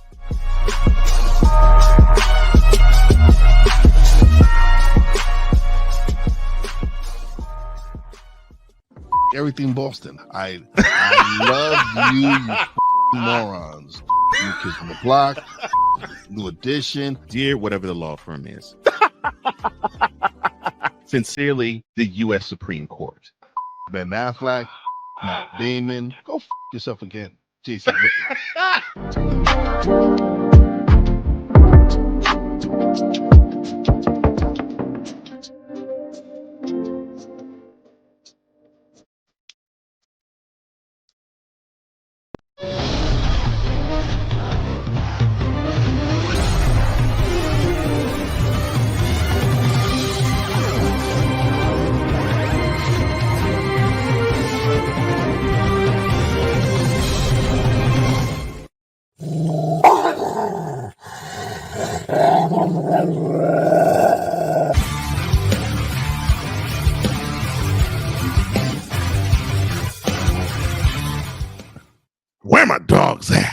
That's right. It's time to award this week's grand champ, and I will cede the floor to Drew for his. I may not cede the floor to Drew for his. Oh, now I can. The mute was in action. Yes, the mute was in action. Things were not looking good right there because I was muted. Now, you got to look at how things went as a whole overall for this NFL week, and I could go with the defense. I could go with a offense. I could go with the special teams. I could go with an entire team, but I'm actually going to go with a person for my dog of the week. As much shade has been thrown at this person for an entire offseason for how things ended with the Seahawks, for how things ended with the Broncos. Then gets dumped by the Broncos, comes in on a veteran minimum deal, been on the bench with the calf injury, healthy scratches for the past couple of weeks, gets an actual opportunity to do something this week and to shut down the naysayers because of what Justin Fields was doing with that starting quarterback position. I have to give my dog of the week to Russell Wilson, coming in, doing what he did on Sunday Night Football. 16 to 29 for 264 passing yards, 2 touchdowns in the air. Also had 3 carries for 3 yards with a touchdown on the ground for 3 total touchdowns after having pretty much almost a full year off away from football. Looking at what he did here in this game, I got to give it to Russell Wilson. I could go with the Chiefs defense. I wanted to go with Jake Bates, but had Russell Wilson not played this weekend, I think I would have given it to Jake Bates, to be honest, because of what he did with the pressure at the end of that game after coming from the UFL to the NFL. But I just feel like it's the right move to give it to Russell Wilson on this day. My dog of the week is Russell motherfathering Wilson. That's not a bad choice. And people were wondering, and I actually asked this out loud myself. I was like, all right, so you've gone to a 4-2 record. Why are you replacing Justin Fields with Russell Wilson? And then when I saw that 40-yard or 50-yard bomb that he threw to George Pickens, I was like, there's my answer. Fields is afraid to go deep.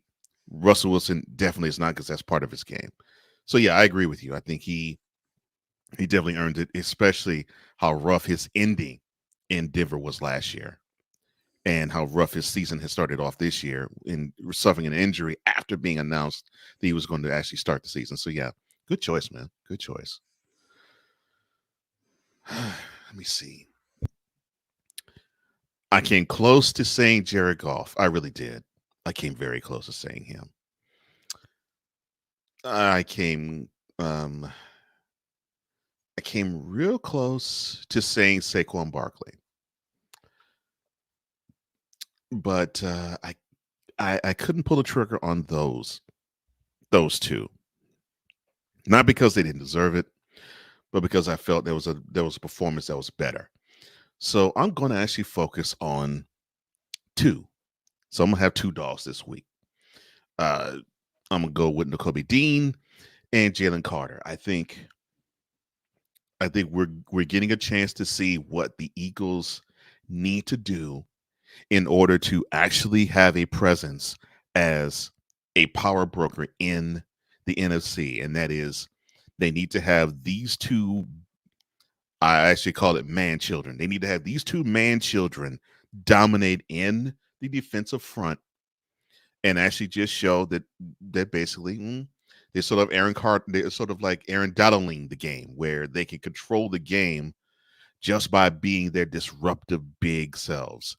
And in this game, and yes, I know the opponent was the Giants, but it doesn't matter.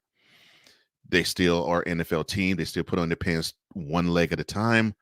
They're still grown men. And Dean and Carter, they acted like 2 grown men, and they acted like man children in this game. and they deserved it. Between them, 9 solo tackles, 4 tackles for losses, 6 quarterback hits, and 4 sacks. They were, to me, 2 of the 3 biggest reasons why the Eagles look the best they have this year. Of course, the other was Saquon Barkley, but I have to focus on these 2 because I think this is where they need to have their bread buttered.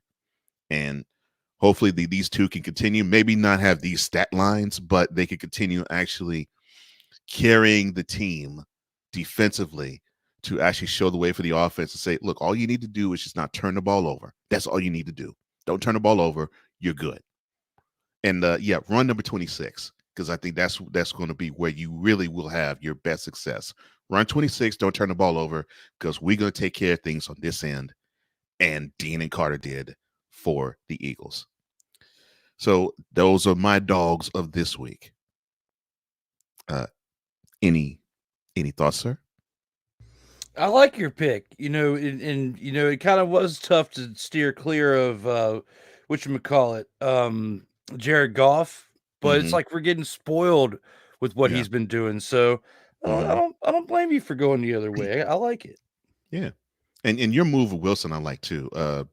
Because I was actually feeling myself rooting for him when he was actually succeeding in what he was doing the second and third quarter. So I was like, yeah. So it was good to see. Well, who are your dogs? And I'm glad that Dante, you're smiling, because look, I had to show love. I had to show love where it has to be shown, and they did their thing. So who are your dogs? You can put it in the chat. You can put it in the description below if you were watching this on replay. Just interested to see where you think who did the best in week 7 of the 2024 NFL season.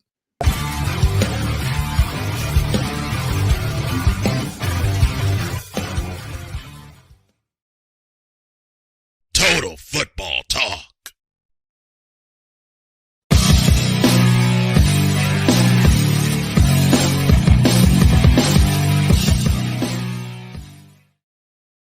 And here is where we will highlight the games of the games for the upcoming week, and even the games that are taking place Monday night, tonight, and there are 2 of them.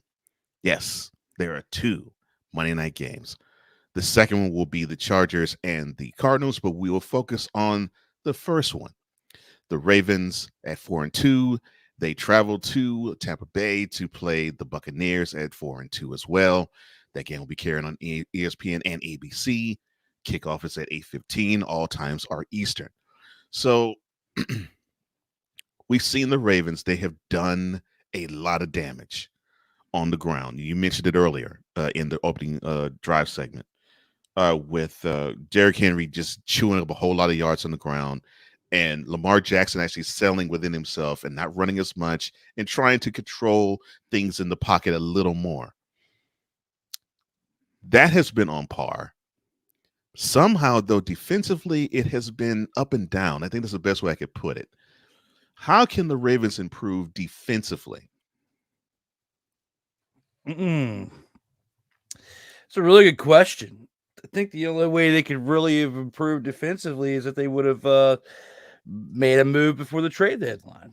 When you look at when you look at like maybe bringing in someone like Hassan Reddick or a Max Crosby or somebody, like there's really nothing else they can do to improve. This defense is stacked. Mm-hmm. And that was the answer I was hoping he was going to give, because that's the one area that I think they're missing. They got good they're stout secondarily, and they have really good linebackers. Heck, they had to let Patrick Queen go. That's how stacked they are with the linebackers. But they don't really have that presence that is the put the hand down the turf and get after the quarterback on every snap. And I think that's what's missing. And I think you can get away with that if you're playing against that defense. If your offensive line is stout enough and your quarterback is savvy enough. But yes, otherwise, yes, that defense, when they're on, they actually can play with the best of them. Now on the other side, Baker Mayfield, he's done his thing. Chris Godwin and Mike Evans, great wide receivers for him. Defensively, they've been up and way down at times. But to me, it seems like when the Bucks running game is on, the defense is on. But when the running game is off, the defense is off. Now, the attack that we saw when they played the Saints, I liked what I saw there. Was the Bucks rushing attack against the Saints a fluke or a sign of things to come? I think it's a sign of things to come. I mean, you got to look at the team that they were playing for one. Okay, that's one. But at the same time, this Bucks team is done pretty good this year. I really like what Baker's been doing with Mike Evans and with the other ones around. But at the same time, when you look at this rushing game, it's definitely something that's definitely made improvements as well. I think that as long as they can keep that going, the sky's the limit for them. Yeah, I agree with you. I think that's where, to me, that's the step the Bucks need to make in order to actually be one of those teams that could challenge the Lions or the Eagles as far as AFC supremacy goes. All right, so who you have in this game between the Ravens and the Bucks? With the Ravens and the Bucks, I'm going with the Ravens. It's going to be a tough one, but at the same time, based on what the Ravens have defensively, based on what they're able to do offensively with their running game, and with what Lamar Jackson can do as the dual threat, if needed, I like what they can do, and they're a little bit more well balanced overall in comparison to the Bucks. The Bucks have a ways to go to get to the Ravens level. I like what they're doing. But they're not on the level of the Ravens. And until the Ravens show me otherwise, I feel like it's going to be a rematch in the AFC Championship between the Ravens and the Chiefs.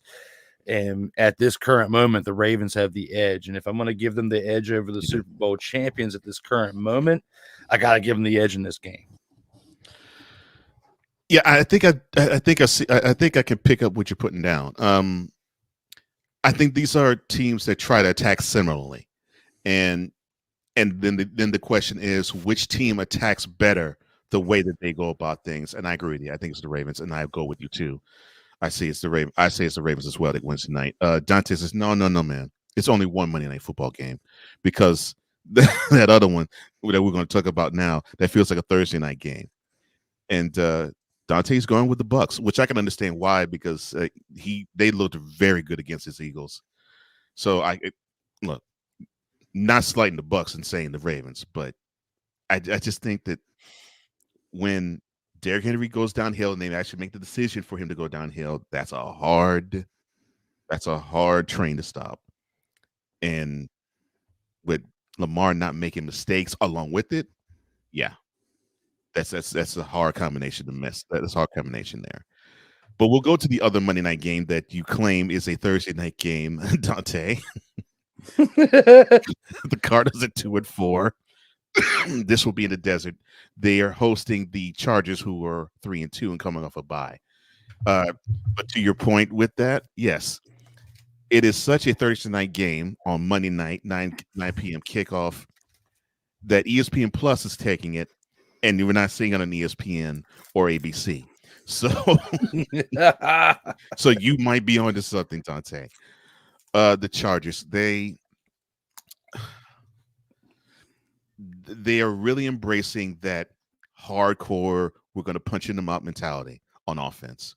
And it's actually benefiting their defense, because they actually are playing pretty well on that side of the ball too, because they're not on the field as much. They're not being exerted as hard. And I think it's benefiting the whole team in general. The problem I'm seeing, though, is the continuity with the offense. So what can the Chargers do to get their offensive efficiency rolling? Establish the run. Yeah. They've got to establish the run. That's one thing they've been struggling on throughout at points this year. Justin Herbert hasn't done horrible. No. But at the same time, they still need to establish the run in order for him to get a little bit better, to have a little bit more options within the play action pass. And their defense is definitely improved a little bit, but they still have some ways to go as well. But as far as for the offense, it all starts with the running game, and that's what I've seen them lack at certain points this year. Well said, and I 100% agree with all of what you just said. And I think that missing element, I think, is what the game that I saw them play fully against the Chiefs. That was the one thing that I saw missing. That rushing attack that could just keep pounding and keep pounding and keep pounding, because they did well in the first quarter and a half, but the last 2.5 quarters, no rushing presence, and they didn't score another point. So there you go. On the other side, what can I say about the Cardinals? I don't think they know who they are. I think they're struggling with their identity. They don't know if they want to be a defensive team that loves to run, or they want to be an explosive offensive team that has holes defensively. They don't know what they are, and I think they're struggling so mightily. And normally when you have those types of questions, you have to look at the number one guy. Is Kyler Murray really the answer at QB for the Cardinals?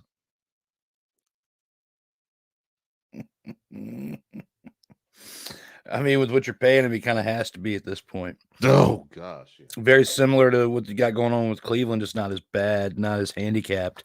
Right. You still have options that you still have money that you can move around to bring in other pieces.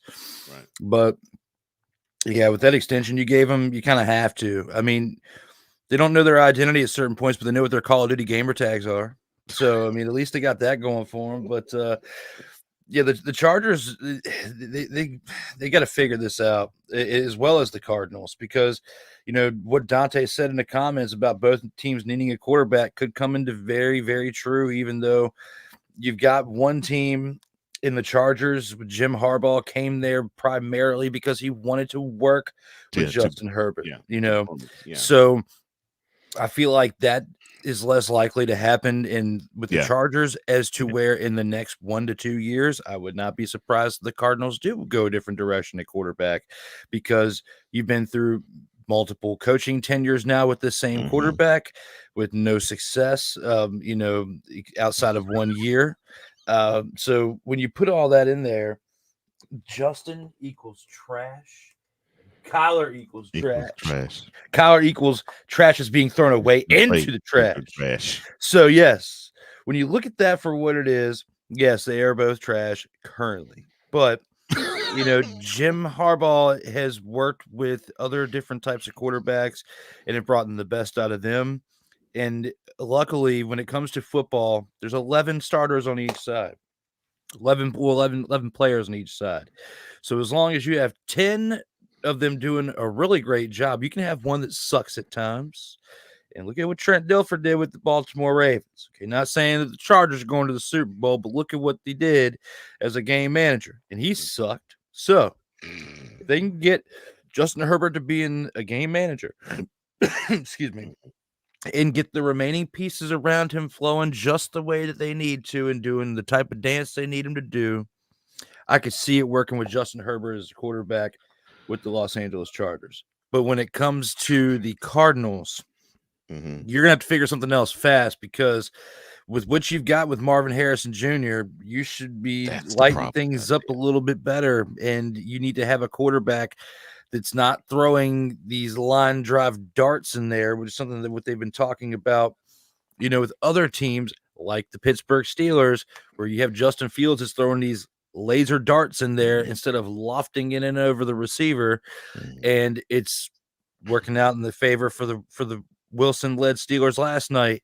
If you don't turn this around for the Cardinals soon enough, you're going to have Marvin Harrison Jr. chomping at the bit for his targets, legitimate targets, and you're going to need a legitimate quarterback to throw these legitimate targets if you want him to remain happy. And you finally got a number one receiver.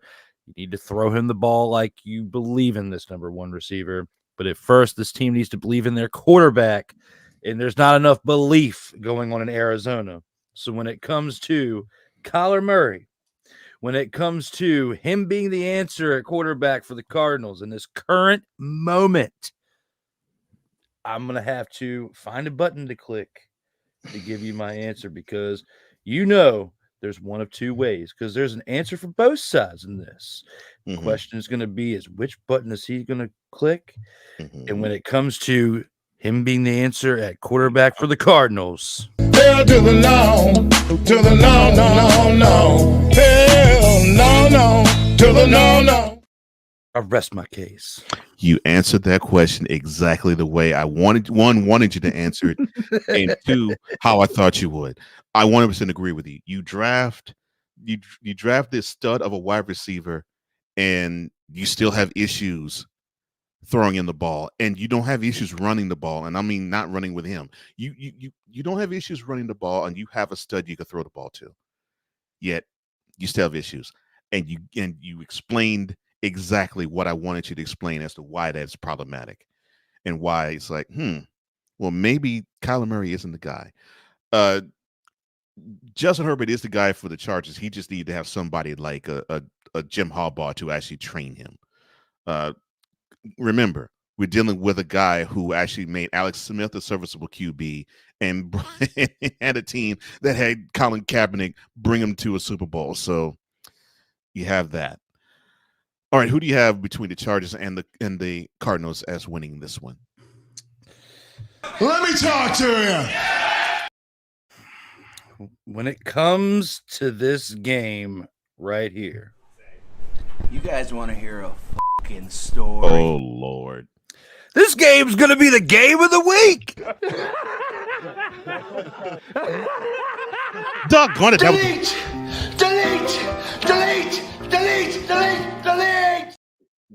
You guys think this is really going to be the game of the week? Y'all might as well transition over to being this type of fan. This has been yet another Beating a Dead Horse presentation. When it comes to who's going to win this game, and my choice, it's going to be a total. Surprise, motherfucker. Probably not. When it comes to who's going to win this game, the Chargers are going to win this game on the road on Monday Night Football because the Cardinals absolutely suck, and they're going to get treated as such. When the Chargers come to town and whoop that expletive, I'm going with the Chargers. I'm glad you are. So am I. That was scary for a second.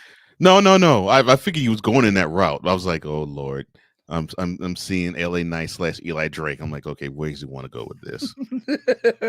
I know it's gonna be comical. I just don't know exactly where, but I'm sure I'll find out.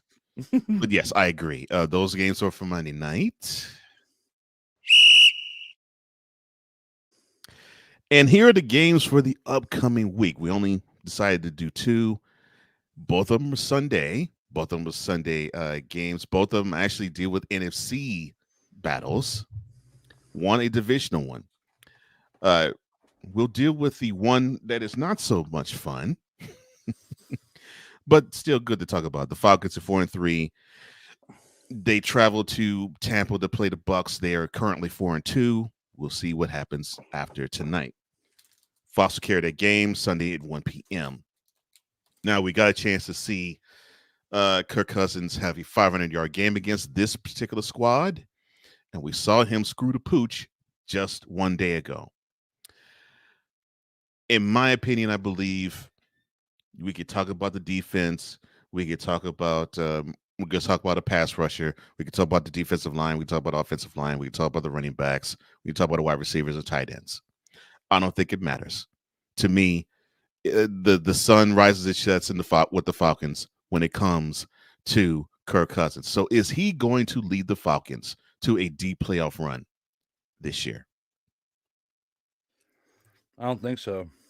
Yeah. I really don't. This is going to be a good matchup to test it. If the Falcons win this game, I can see it happen.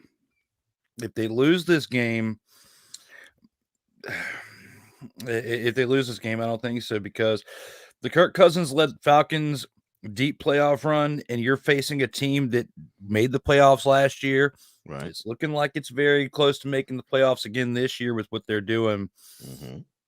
I can't give you the nod if you can't beat this Tampa Bay Buccaneers team. And at this current moment, based on the way that you got exposed this past weekend, it's 50-50. And if you're 50-50 this early in the year, it's not that good. Yeah, I was seeing some really concerning signs yesterday. I'm like, if Cousins is going to actually be the answer to this team, he can't have games like he did yesterday, where he basically is going to be an interception or a turn or a giveaway, a giveaway gift giver to the defense. On the other side, now we talked about them earlier about the running game. Now let's talk about them as a team in totality. We saw them have, and you mentioned it earlier, we saw them have a run that didn't get them deep, but it did get them pretty good. I mean, they got to the division round against the Lions, and it looks like they've improved upon that. And this is, of course, notwithstanding the game we see tonight, or even including the game we see tonight. With the Bucs, are we seeing an overall NFC contender in them? Yes. With what they've done so far this year, especially with how they started out week one, and you look at how they lit up the Commanders, 37-20. Yeah, it looked easy. Yeah. It looked easy to them. Mm-hmm. But now that we know the type of caliber team that the Commanders are since that week one game, it's a more impressive victory. Yeah. Yes. It reestablishes them as a threat in the NFC and especially in their division as well. Because you look at the Saints, not a threat. Not at all. But the only other real threat that you have is the Falcons right here.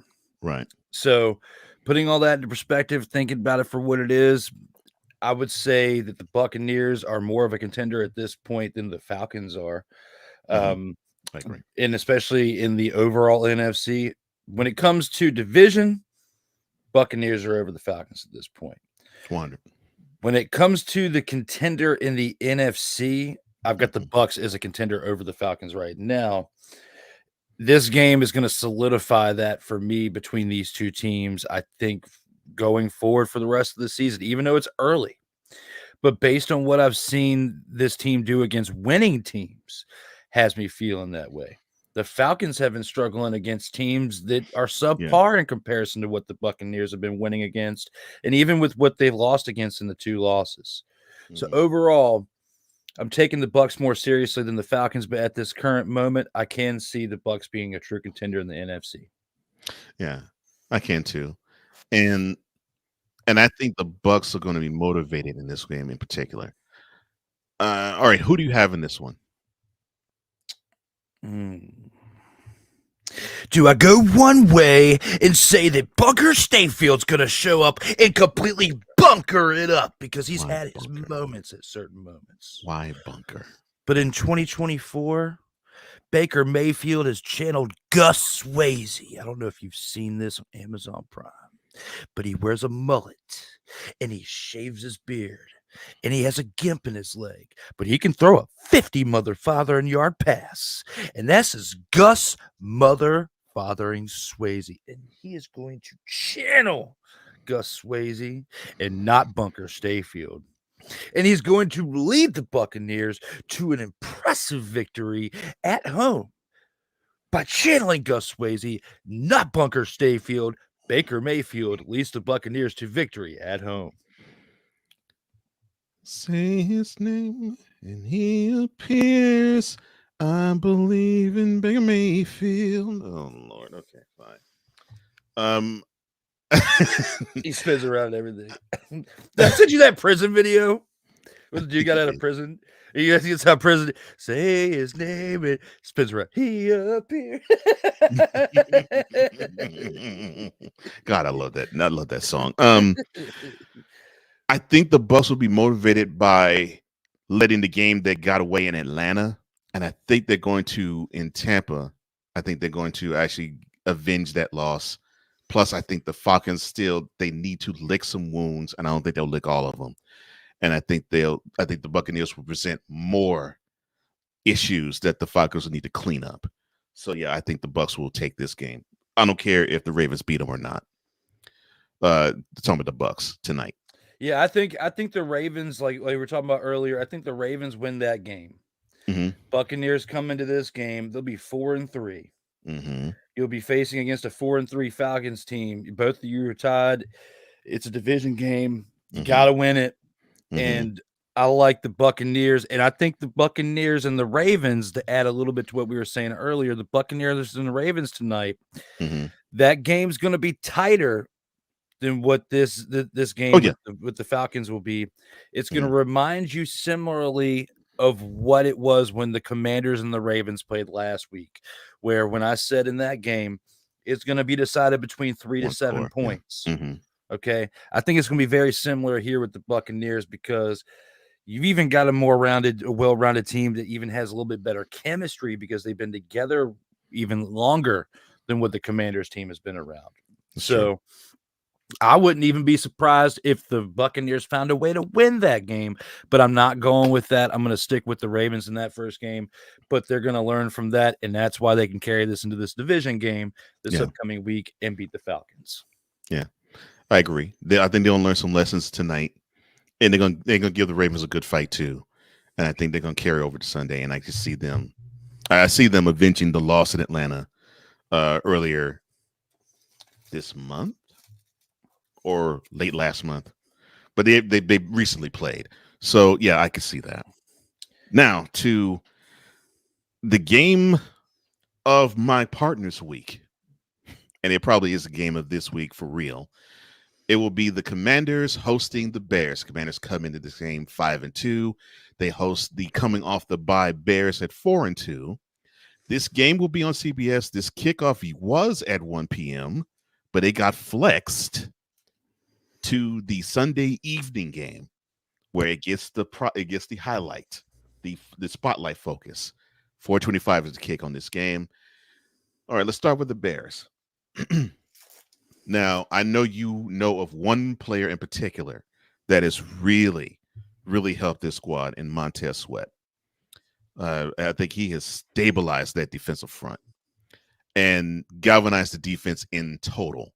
And it seems like to me, just while I'm looking at it, it seems like the Bears defensively, with Sweat being in there, and I'm not even just talking about this year, but even last year, he seems to have made the offense as a whole more disciplined. Now, I could just leave it there, but they do have a rookie quarterback in Caleb Williams who at times he's played like a rookie and other times he has not. What would you contribute to the early success of the Bears? The fact they've played terrible teams. Oh, wow. I mean, let's be 100% real. I mean, until the Commanders played the Ravens, they weren't really tested. They won those 4 straight games against teams that were absolutely terrible. They won their 5th game this past weekend against a team that's absolutely terrible. The 2 losses that they have this year, or the two losses they have are against good teams. That's why this upcoming matchup with the Commanders is very important for not only the Bears, but the Commanders. It's not only important but for both quarterbacks on both teams. So, yeah, I mean, the early success has definitely been because of the mindset of the quarterback. You get a different dynamic play style out of your quarterback skill sets than what you had out of Justin Fields, and that's showing in Pittsburgh. Because you can put him on a good team, but then there's certain things that he can do wrong that can hold him back. But overall, look at the 4 teams that they've won against, Cole. I mean, you got to look at the fact that 2 weeks ago, because they were on bye this past week. Right. Okay. They won 35-16 over the Jaguars. The Jaguars have been a terrible team this year. Okay. The week before that, who they win against? The Panthers. 36-10. The week before that, who they went against? Sorry, playmaker, but your Rams have absolutely played like dumpster Pelicans this year, and you know it. You've said it in the comments.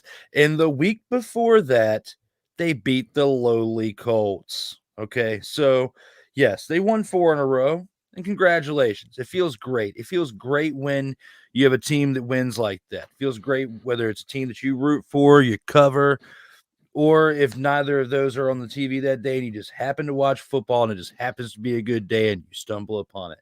But the reason why the Bears have won and been as successful as they have at this point in the season is because they have played subpar teams for those 4 wins. Well, to help out my partner, the Bears took an L to the Colts. The other game. I read it wrong. Yeah, the other game that they had taken against too, besides the Colts, because I did read that one wrong. Yes, when you look at the Texans was who they lost to. I mean, no, they beat. They lost to the Texans, but they beat the Titans. Yeah, they beat the Titans. Yes. Mm-hmm. So yes, yeah. Still another bad team. So mm-hmm. Yeah, you did lose to the Colts and you did lose to the Texans. Mm-hmm. But again, another one of the teams. That's even worse. I was doing that. I was doing that to further. I was doing it to strengthen your point. Yeah. Yes. So I ambidextrous, colonial heights education, whatever it is. But looking at it wrong, it is what it is because they still won against 4 teams that absolutely suck. Mm-hmm. And that is why it is the same type of criticism and the same type of warning that I was giving the Commanders fans a couple weeks ago before the Ravens game. Okay. Mm-hmm. Expect an L. Do not go in here with your heads too big because of what you're playing. And this is the exact same moment right here when you look at the type of wins this Bears team has picked up this year. Good point. Again, my thought is, they are pros. They put on their pants one leg at a time. But yes, I agree. Some of those losses and some of those wins do matter. All right, on the other end, and you did say that about your beloved Commanders, and they have taken advantage and beaten 5 rather teams. Now, what I have actually enjoyed watching them do is you could be offense, you could be defense, you could be special teams, you could be the coaching staff. It doesn't matter. It seems like you could be the ownership group. It seems like the whole organization has rallied behind Jaden Daniels. So as a person who actually covers the team a little more thoroughly than even I do, how much has the team rallied behind Jaden Daniels? 1,000%. They have bought into everything that this kid sells. I mean, even you and I have talked about it on this show last week. Since the week before that, I sent you the video. But the VR headset study that he does, the in-depth analysis of the study into the game, the other team, their own team, everything that he does to prepare each week is second to none. So he could be starting a new trend with this whole thing because it's not really widely done throughout the NFL.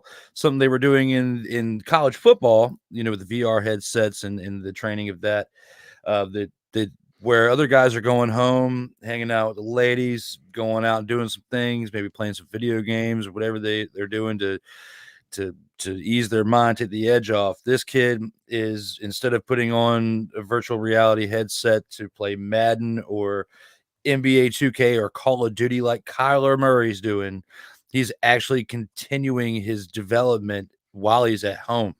So seeing what he's done and the type of spark he's been to this Commanders team this year has been fun to watch, even if you're not even a fan of the team. I mean, I got people who are not even fans of the team who historically have not even liked the franchise, who have given me praise as a fan or as someone who covers the team this year, and is and not even directly to me, but just praise to the franchise and the fan base itself, because there are a lot of teams out there that have gone through their woes. Like you can look at the Cleveland Browns. Okay, they're another team that has deserved some type of special run for their fan base and the sake of them.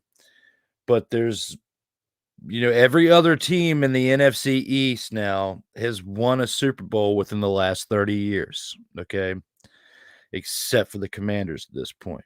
I mean, we're not that far removed from the 30-year mark, but same point, the drought and the woes that come within that 32-year span now at this point have been hard to muster, and it's been through all of my adulthood and most of my childhood. So, because the last time they won, I was 5. I was 5 years old when they won the Super Bowl.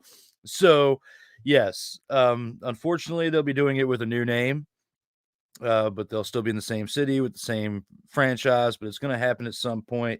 But when you ask the question of, them rallying behind, how much has this team rallied behind them? I would say 1000%, because without a fully bought in team to the culture that Dan Quinn has brought, that the management has brought, along with a rookie quarterback, okay? A rookie quarterback.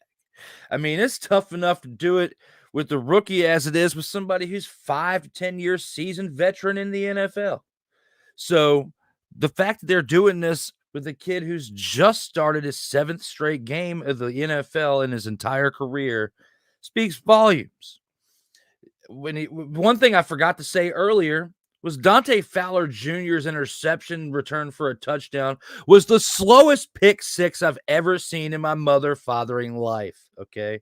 And I look forward to breaking it down on the first Tuesday edition of the Commanders Gridiron Report this season tomorrow. I think I've finally gotten myself in a rhythm to get back on the track with the show on Tuesday. I know it's tough. Shoot me, but I'm doing my best. 1:05 p.m. Eastern time tomorrow. You can see my whole take on the slowest pick 6 I've ever seen in my life. But when it comes to this team rallying behind Jaden Daniels, especially after the injury that took place yesterday, it seemed like they played a little bit harder because their guy wasn't in there and they knew they had to pick up the slack. Well, they did, and they did it pretty decisively with a 33-point victory. That's how you know that this team has rallied behind their quarterback. No dummies, don't try to shoot him. All right. Let's see. Yeah, I agree with you, and I won't mention the team that still is on a drought of winning Super Bowls that's in the same division as yours. But it's actually really good to see how the Commanders, I mean, as a whole organization, have rallied around him, and just getting the taste of how DC has really embraced him. Just the fandom has really embraced him. I'm loving it, and I think this is a sign of what you're supposed to do with a rookie QB. You're supposed to have him be all in. You're supposed to put forth all the tools necessary for him to grow and blossom, so that you can have the biggest of successes that you could possibly muster as soon as you can get there. And I'm loving the fact that not just you, I mean, and of course I know analysts who do cover the Commanders outside of you. I'm not even including you guys, but just the regular Commanders fan. They are really digging the guy, and they're digging the climate. And even as a non-Commanders fan, I'm looking forward to seeing how this team is going to look going forward. Now, in 6 days, when you actually will attend this game, well, I won't ask what you want to see, but who do you predict is going to win this game? And he's holding up the Commander's belt. Oh, I mean the Satopa belt with the Commander's insignia on it. So what I can tell you as part of my prediction is this belt is coming with us. We are taking the belt to the game. I don't know if it's going in the game with us, but I know that it's going to be with us as we crash some tailgates. That's what we're doing, and try to advertise the brand and get some more content for the channel. Okay, it's going to be entertaining, kind of like in the style of the Kelseys. That's what I'm going with. But I brought this up because you see the W that's up there for the Commanders. That actually stands for Willywood. That is the nickname of myself bestowed upon me from the wrestling realm. And with that being said, I think I'm going to have to choose the team, the Commanders, to win this game at home. Jaden Daniels, the injury with the ribs, it looks like it's going to be, like we were talking about earlier, possibly like a hairline fracture of some sort. They're not going to drag this out too long, but at the same time, when your team's up by 20 points when he comes back out from the locker room, there's no point bringing him back out in the game.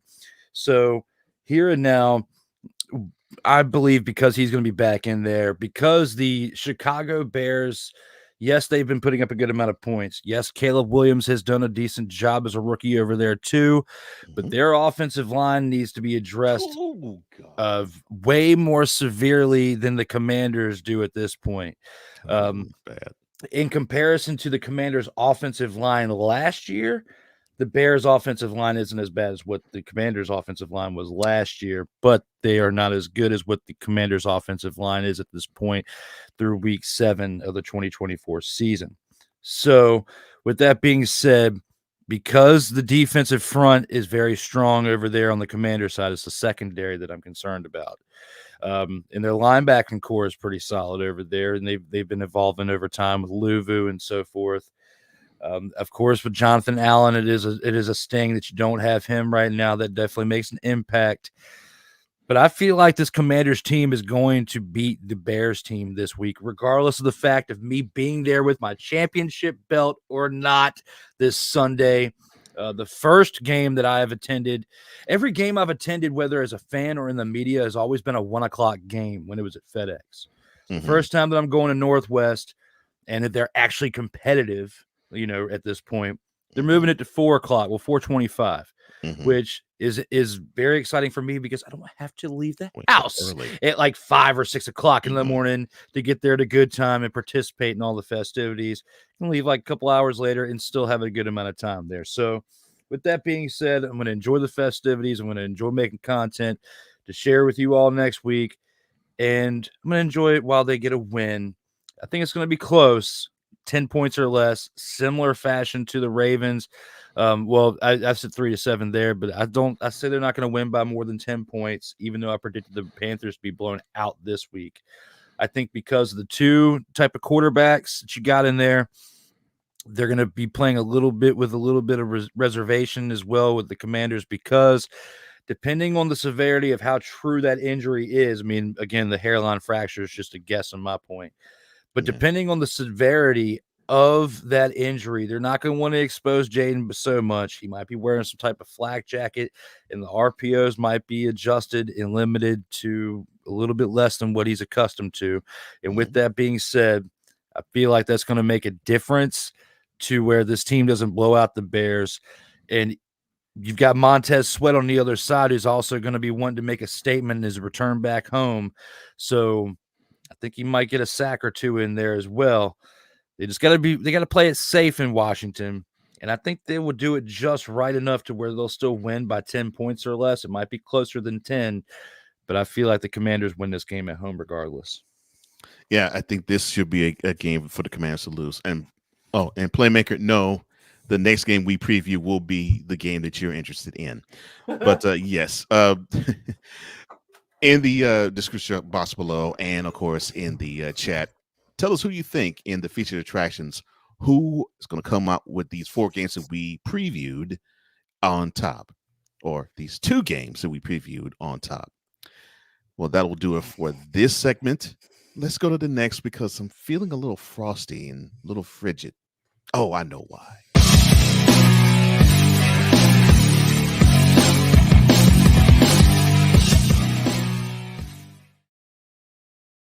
Total Football Talk.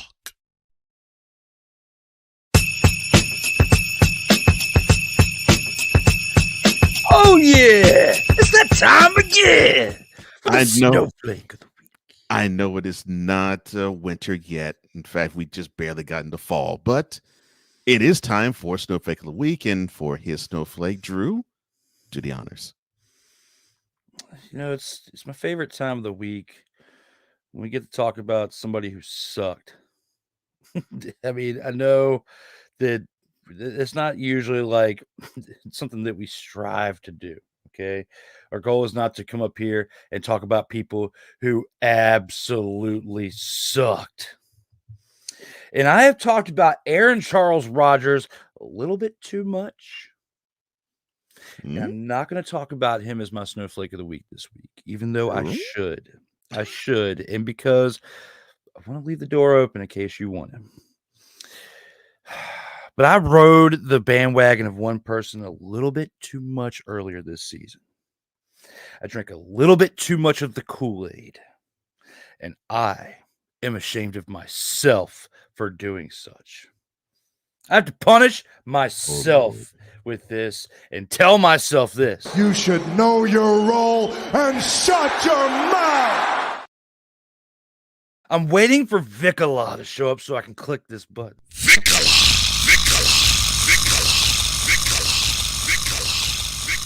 What? Oh, It'll God. make sense later. But right here and now, he was here when I had this take earlier this year that not this year, but this season, that I made into a clip that actually got a decent amount of hits between TikTok and YouTube and might have done decent on Instagram as well. But the praise I gave for Uncle Rico, okay?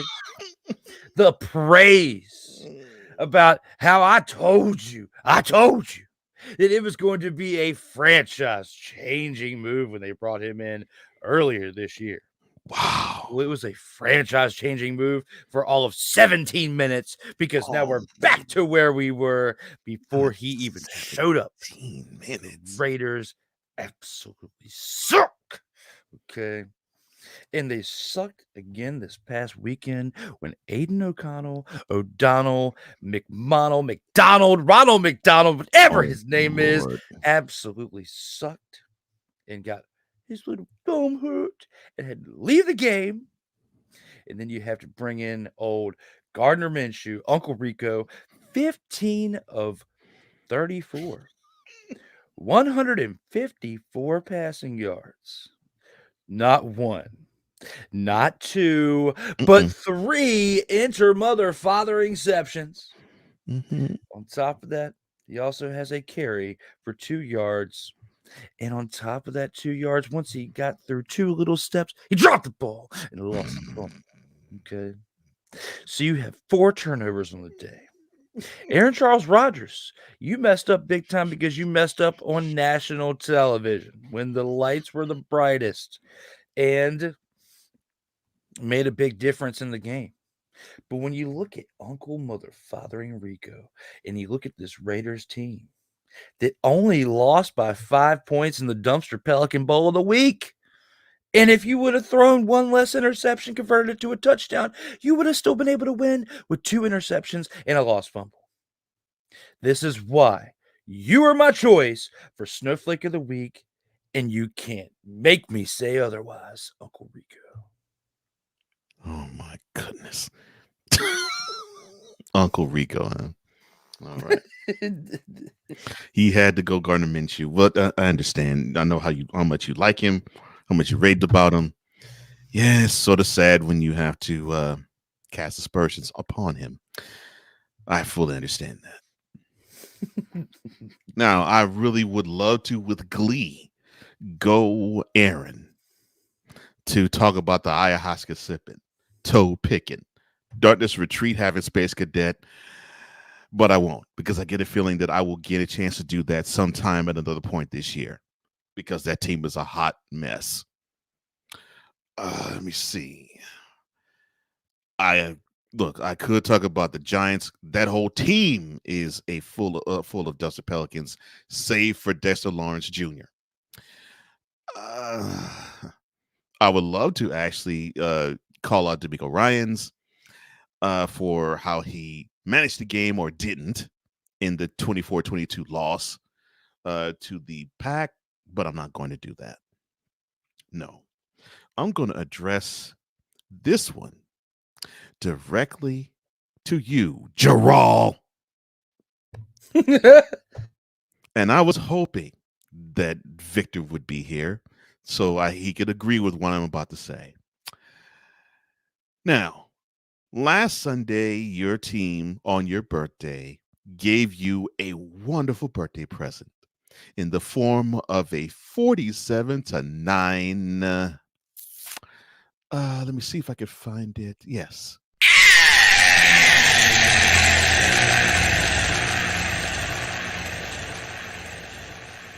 Goodbye to yesterday. But as bad as your team played, they actually were more honorable than you were, because with your weekly guaranteed appearance last Tuesday, you decided to go privileged owner on the airwaves. How dare you? How dare you on the interwebs, on the airwaves go, quote, well, if y'all gonna be talking about what I'm doing, well, that's not your job. Your job is not to criticize what I do. That's not your job. No. In fact, I can find ways to get rid of you and to find other people who can actually ask these questions. I'm not joking. I'm not kidding. Close quote. So you decided to go privileged NFL owner. Come on, Gerald. You played this game long enough to know better than that. But what sucks is I can actually say that your team's putrid performance 2 days prior was more admirable than yours on a radio station. Look, I get that you're not happy with your team's direction. I get that you were thoroughly embarrassed that your team got whooped at home by 38 points. The worst beating that your team has taken in your tenure as owner. And you've owned the team 35 years. I get that. But it does not give you the right to basically show privilege that you can, with a snap of a finger, replace them, because we all know you can, because you're the most powerful player in the NFL today. We know that. And I've said this on Morning Shift. I now get the chance to say it here with a big, bright, wide smile on my face. Do it. You are as great as an owner, because there's no debating that. You're the best businessman the NFL has ever seen, as you are piss poor as a general manager. Because you know why your team is as bad as it is? Because you decided to not make moves like, I don't know, pick up Derrick Henry. You decided to stand pat with your team that for the third consecutive year gave you a wonderful 12-5 regular season record, only to screw the pooch in the playoffs. And this recent one, your defense allowed 41 out of the 48 points that, well, the outgoing coach, who now is the Commanders head coach, outgoing off defense coordinator, who now is the head coach of the Commanders, and Dan Quinn, his squad allowed.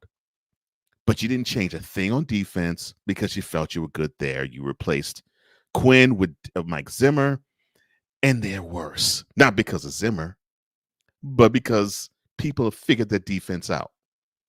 And you have no running game. Oh, I'm sorry. You decided to pick up Ezekiel Elliott. What was I thinking? Again, Gerald, with your privilege behind. You are as wonderful as an owner as you are horrible as a general manager. But you know what? I got to thank you, sir, because at least for the last week, I have not heard this. This has been yet another Beating a Dead Horse presentation. And why haven't we heard this, Gerald? It is simply because the fan base now knows better. They know that the team that's clad in white and blue and silver, they might as well be clad in all brown because they stink. And why? It's because of you. Happy birthday, Gerald.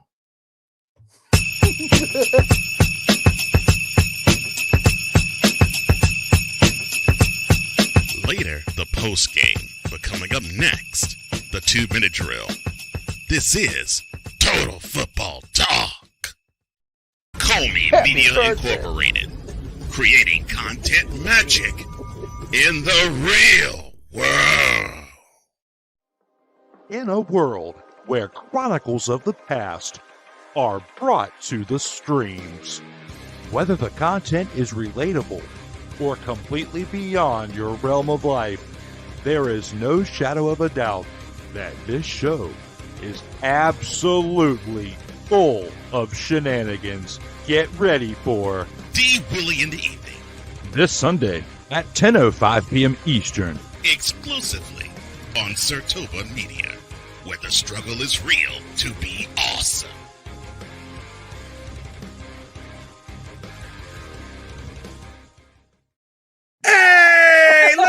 Gentlemen, hey, look.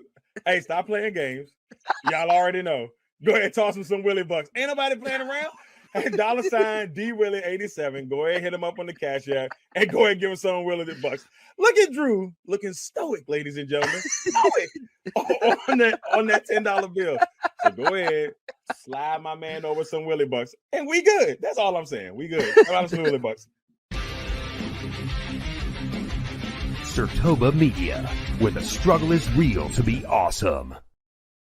Oh, yes.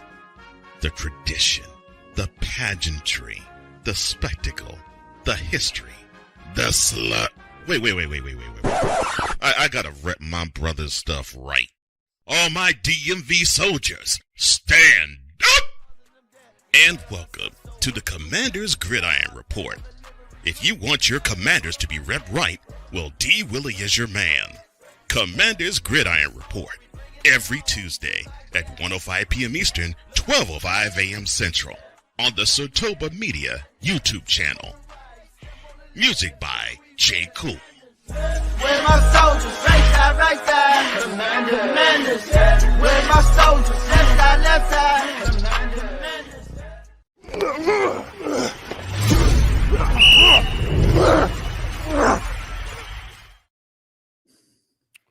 Welcome back to Total Football Talk with Drew Willingham. I'm Cole Johnson.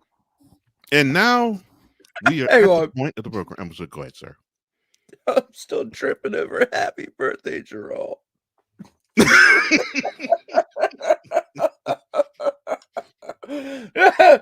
was one of the greatest transitions to commercial we've had in 60 episodes.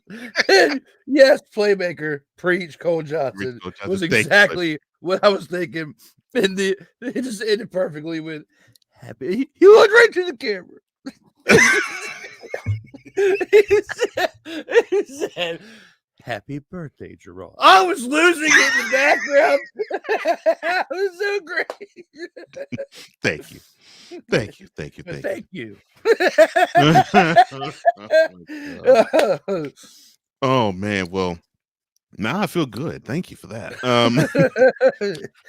Well, here is where we actually get a chance to preview the best of the rest for the week 7 of the 2024 season, and there are no buys this week. So all 32 teams will be playing. Of course, we will not be featuring the Monday Night Football game, which will be between the Steelers and the Giants. But the other 15 we are, and we've already done 2. Let's do the other 13, shall we? All right, so we now have Playmaker, here you go. The Thursday night game. Your beloved Rams, they are hosting the Minnesota Vikings. The Rams are 2-4. The Vikings, they are 5-1. Prime Video will have that game. 8:15 is the opening kick. Who do you have in this one, sir? Ain't nobody care. Who cares? Ain't nobody care. Sorry, Playmaker. Sorry, bro, but nobody's really going to care. It's cold. Because the Vikings are going to destroy the Rams, unfortunately. When you look at how... I'm sorry, but when you have a team like the Rams playing like they did this past week, all right, and look at the amount of turnovers the other team had. All right, let me scroll back up because I can't. There we go. Yeah. He had 3 interceptions by Uncle Rico and a lost fumble, and you still only win by 5 points. Yeah, you're getting absolutely destroyed in this game. I've got the Vikings winning by at least 2 touchdowns. Well, Playmaker is saying they're going to have help. Puka Nacua and Cooper Kupp, for those who don't know, both wide receivers. They are slated to return for this game. I tend to agree with you, partner. I think the Vikings will be a little bit upset over the L they took Sunday. And then they want to prove that they actually are not what they ended up having to take, which was an L on Sunday. And I think they feel as though they should dominate the game. I'm going to say they will, but I think they will feel like they should. I think they'll put forth an effort to actually play better than they did Sunday. With those returns, I'll at least give it to you that it might not be as decisive. It might not be as much of a mollywhopping as I'm taking. They might be able to put up a little bit more offense. Mhm. But at the end of the day, I still have them losing because look at the team that they're playing. Yeah. And I think defensively, that is pretty much to me where the Vikings bread is truly buttered. Yes, I know they have Justin Jefferson and Aaron Jones on offense. That defense to me is where their bread is buttered. And if you could put a little bit of pressure on Matthew Stafford, we've seen that could be just enough to throw the Rams offense out of whack. Yeah. Sorry about that. Hey. Who's giving them the business? On to Sunday.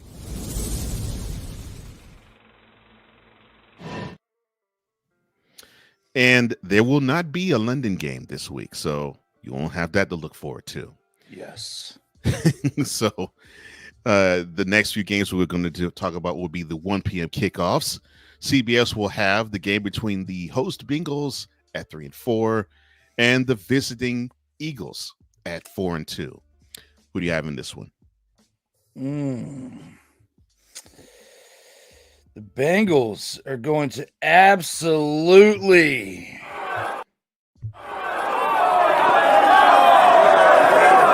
We gotta pause that.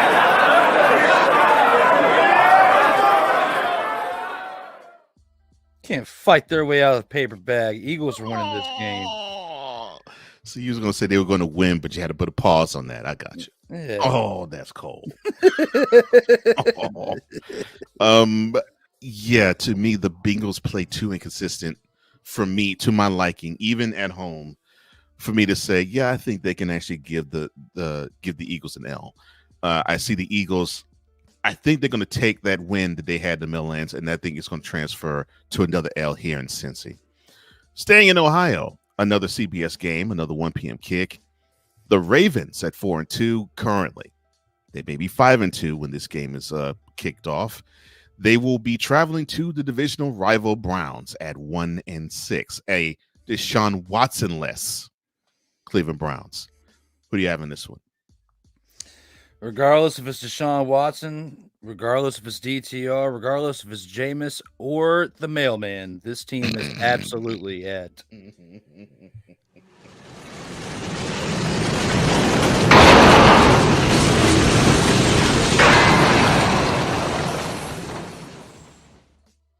They are off the rails with their quarterback. It doesn't matter who they're playing. They're taking the L. I've got the Ravens decisively. You had to go with the mailman. I had to go with the mailman and off the rails. It's been a while since we clicked that button. It has been a while. I agree. The Ravens just have too much for the Browns. It's not even a contest. Hey. Who's giving them the business? So we'll stay in the Midwest. The Lions at 5-1. Fox will carry this one at 1 p.m.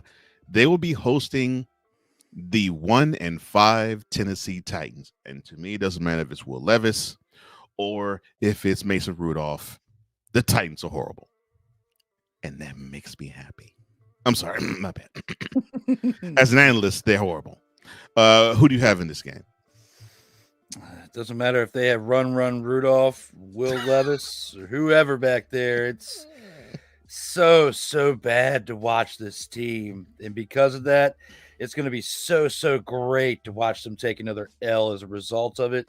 With that being said, get the Lions winning decisively at home to improve to 6-1, and the Titans revert to 1-6. Believe me, living in the city and where they reside, if I were to actually watch them for the aesthetic pleasure of them, it would suck. But seeing as though they're bad and they actually play so bad that they lose, it makes me happy that I get a chance to watch them be as moribund as they are. And they will be in the Motor City taking another L. All right, the Dolphins, they at 1-5. They host the Cardinals, currently at 2-4. That will change at 1 p.m. kickoff Sunday. Fox will carry that. Who do you have between the Cardinals and the Dolphins? Both of these teams need to Stop it. Get some help. That's the only thing they can really do to help themselves out at this point in the year, because this is literally the dumpster Pelican Bowl of the week and potentially of the year. Looking at this for what it is, doesn't really matter who wins because they're not going to get one step closer to the playoffs. But I feel like based on what we said with the Cardinals, if Kyler Murray doesn't win this game, they need to go to the backup quarterback. And for that, Kyler Murray has to win this game against their third and fourth and fifth string quarterback over there in Miami, whatever they're doing. I'm going with the Cardinals to get to their third win of the year with this game right here. Playmaker says Tua's expected return. I hope he's not. I really hope they hold him out as long as possible. And even if he is returning, I'm with Drew. I think the Cardinals will win this game because the Dolphins just don't have much of anything to offer. Definitely offensively, they just don't, and it's unfortunate. They just don't. Hey! Who's giving them the business? All right, the Patriots at 1-6. They'll host their wonderful arch rival Jets at 2-5. CBS will have this 1 p.m. kick. Now, we talked about one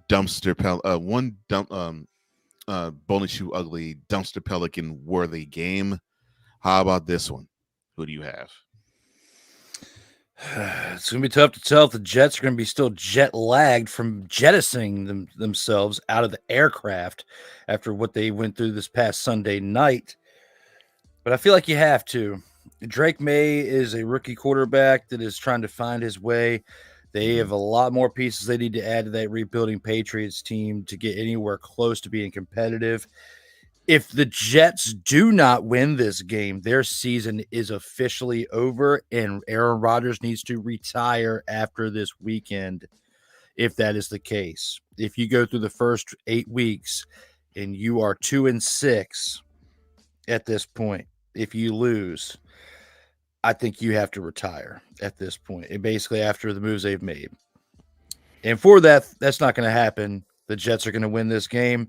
They're going to improve to 3-5. They're still going to suck, but they will be 3-5 after this weekend. And that is my choice for this. And I didn't even want to pick this game because I'm probably going to be wrong.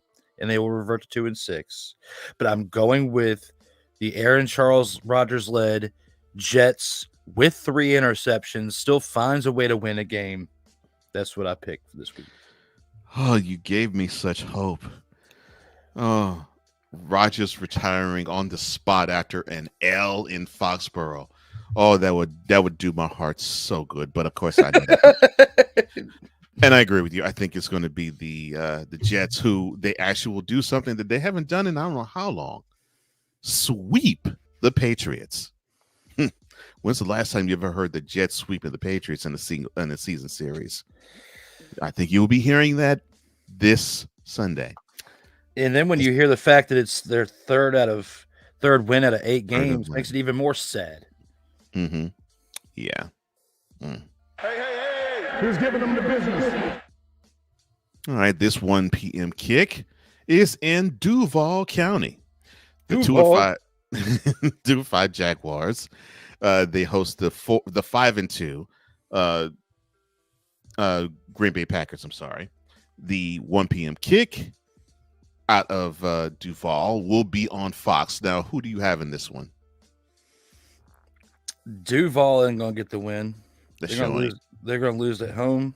I feel bad for Kyle Nash because it's like I told him yesterday when I was talking to him. Said, "Hey, you now feel my pain for covering a team for an entire season, and you're not even there yet, but you're now almost at the halfway point where I was last year when I covered a team from start to finish and did a special show just on that team that debuted last year.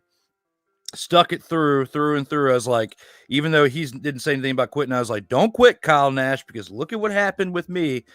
I stayed through all the way through, and now this year it's even more enjoyable to do it because there's a year under the belt and the team's successful.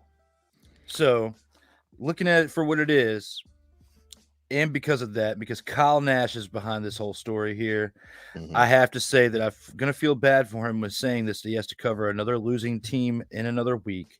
But the Jags are going to fall to 2-6. Packers are going to improve to 5-2 because of what they've got over there on that offense.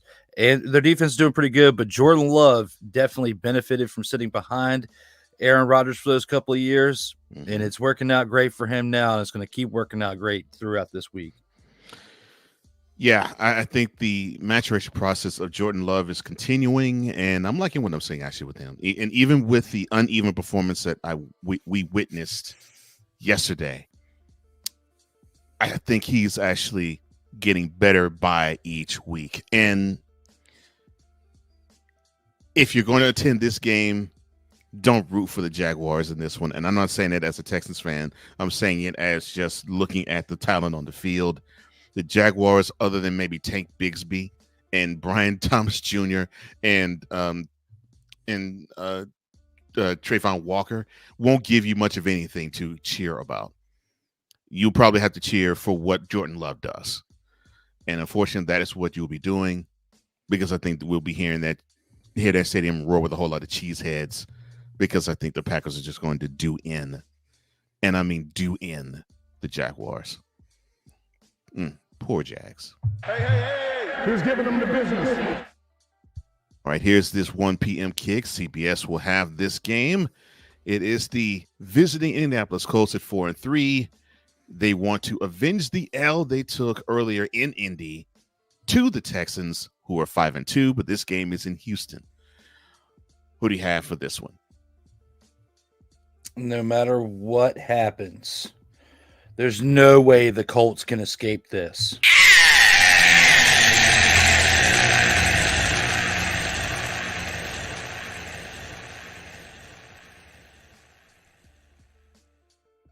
CJ Stroud is definitely going to be embarrassed by the type of numbers that he put up from the prior week, and is going to want to embarrass the Indianapolis Colts. He's going to serve him that L. He's going to serve it very well, and he's going to do it while at home. I agree. I think the only thing that could save the Colts would be if Jonathan Taylor was healthy and they actually committed to running the ball. Other than that, I just do not see the Colts doing much of anything of success. Maybe a couple of bombs that might land for Anthony Richardson. But other than those two factors, the Texans, they're coming off an L, and especially coming off a last-second L to a team that they felt as though this was a measuring stick to measure themselves against, because they have a similar record as they do, and they came away with an L. Yeah, I think this is going to be one of those games where the Colts are going to be the wrong team at the wrong place at the wrong time, and CJ Stroud is going to lead the way to say, we're better than what we showed last Sunday. This Sunday, we're going to show you why. And yeah, I think this is going to be a win for the Texans. I think they'll go to 6-2, and they'll move the Colts back to 4-4, and that will make the tiebreaker all the Texans, and that would mean the Colts will have to win the division outright.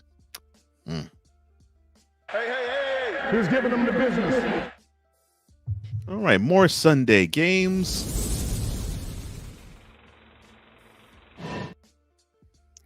But this will be of the 405 and the 425 variety. The 405 kick will have on Fox the Chargers at 3-2. They are, I would say, at home, but they're renting. But they are hosting the Saints at 2-5. Currently, the Chargers are 3-2. More than likely, they'll be 4-2. Who do you have in this game? I've got the Chargers winning this game. The Saints have really fallen off since their first couple weeks of dominance they had with the high-scoring offense. Saints just haven't been able to get it done, and depending on how lengthy this Derek Carr injury is going to definitely impact this team, because Spencer Rattler or whatnot has been rattled in his short time as the backup quarterback of the Saints. Chargers win this one decisively at home. Yeah, and I think the Chargers are going to be literally licking their chops. I think they're going to be salivating at the fact they'll get a chance to pin their ears back and put Spencer Rattler on the turf as often as possible, sack or no sack. Yeah, I just think that this is going to be an ugly game. I'm not going to say it's going to be a rout, but it's going to be an ugly game. And I think the Chargers should easily win this one. Hey. Who's giving them the business? A game that could have qualified for feature attractions, but I decided not to. The 5-2 Bills They're traveling to Seattle to play the Seahawks. They are 4-3. Fox will have that. Again, this kick is at 4:05. Your thoughts on this game, and who do you see winning it? Buffalo needs to win this game. They really need to win this game. It's going to be tough. Seahawks are going to put up a really good fight, and I will not be surprised if the Seahawks win. However, based on the recent move of Amari Cooper and how that was already paying dividends this past weekend, I think it's going to pay a little bit more dividends. The Buffalo Bills will improve to 6-2. Seahawks will fall to 4-4, unfortunately at home, but it will be a good game to watch. Yeah, I think this will be probably one of the better games to watch in the week. I want to see if the Seahawks can compete with the Bills. I don't have an issue with the Bills. I think they are a what you see is what you get type of team. They want to dazzle you with the offense. They want to subdue you with the defense. I won't say they want to pummel you with it, but they want to subdue you with it. They want to basically take what you do best and eradicate it and have you beat them another way defensively.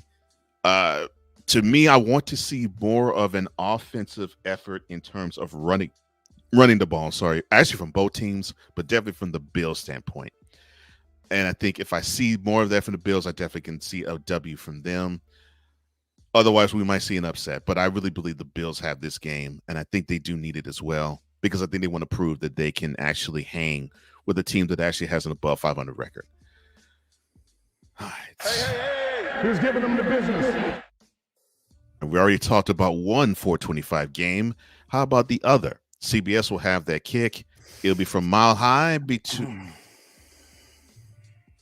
Hey. Who's giving them the business? Thank you. Come on, it's the Panthers and the Broncos. Come on. All right. Sunday night. Thank you. Oh, you have the Broncos, correct? Of course. Yes, that's what I thought. So do I. Sunday night game, NBC, 8:20 p.m. is the kick. And thank the Lord both teams are doing horribly, because otherwise we'd be hearing the storied franchise of the Dallas Cowboys versus the storied franchise of San Francisco. You remember the catch? You remember the Starbuck comeback?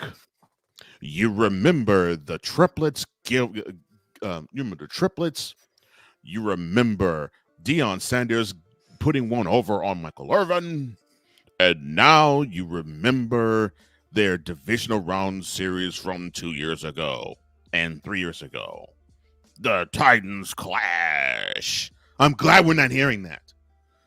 I'm sorry. Cowboys are 3-3. 49ers are 3-4. Both teams are basically circling the drain. Which team is going to circle the drain harder after this game? I'm predicting this to be my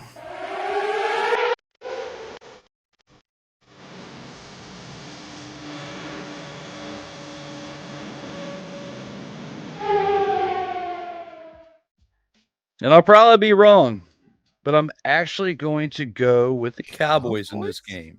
Okay. Yes, because if they have any hope of turning things around and being competitive within the NFC East or within the wild card spots, they need to start turning things around, and need to start turning it around now. They need to start giving some type of hope that if they do make one move before the trade deadline, that it could be a beneficial move, because right now it's looking like it's still falling apart at the seams. So if you're going to do it, this is a team that you can do it against, considering when you look at how the way the 49ers played this past week. So looking at it for what it is, and especially with the 49ers being banged up at the wide receiver position and running back position as well, you can exploit that. And I think that this is the opportunity to do so. I'm probably wrong, but I've got to choose an upset at some point. We can't agree on everything. Then it starts here with this game. Yeah, we ain't agreeing on this. Not to be disagreeable and not to be petty. I really believe that Jarrell is absolutely delusional. I agree that his team cannot operate sans a strong running game. And until they fix that, now if they do this week or not, cool. But until they fix that, I can't see them being a contender, even against a wounded animal like the 49ers are, because this is the messed up part. This is the best opportunity for the Cowboys to beat the 49ers. The team is wounded, and the team is not playing even. I mean, they're just off kilter. They're off schedule, and you can punish this team, but the Cowboys aren't built to punish teams, and that's the problem that I see for them.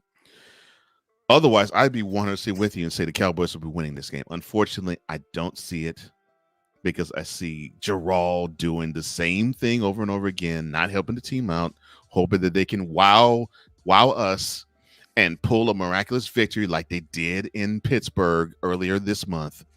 I think that is what Gerald wants. So unfortunately, I'm picking the 49ers. But it's not because to be contrary. It's just I just do not believe in the Cowboys at all. I really don't.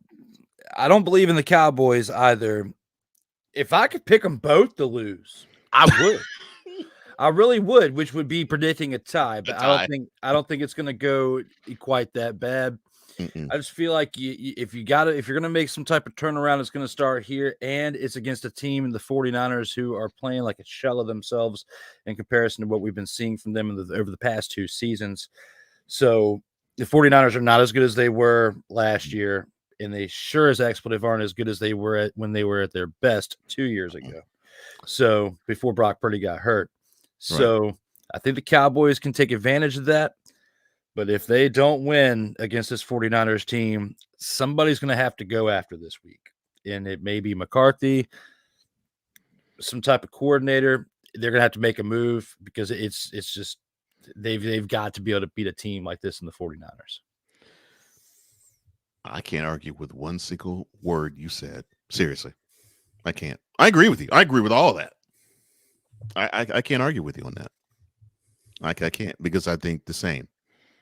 The Cowboys lose this game, somebody has to go, and it has to be McCarthy. It has to be him because it has to be a big-time name that actually makes the team say, oh, wow, so if he's gone, oh, we got to tighten up.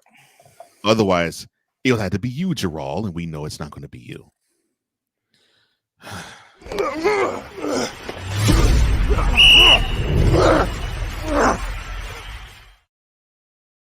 Total Football Talk.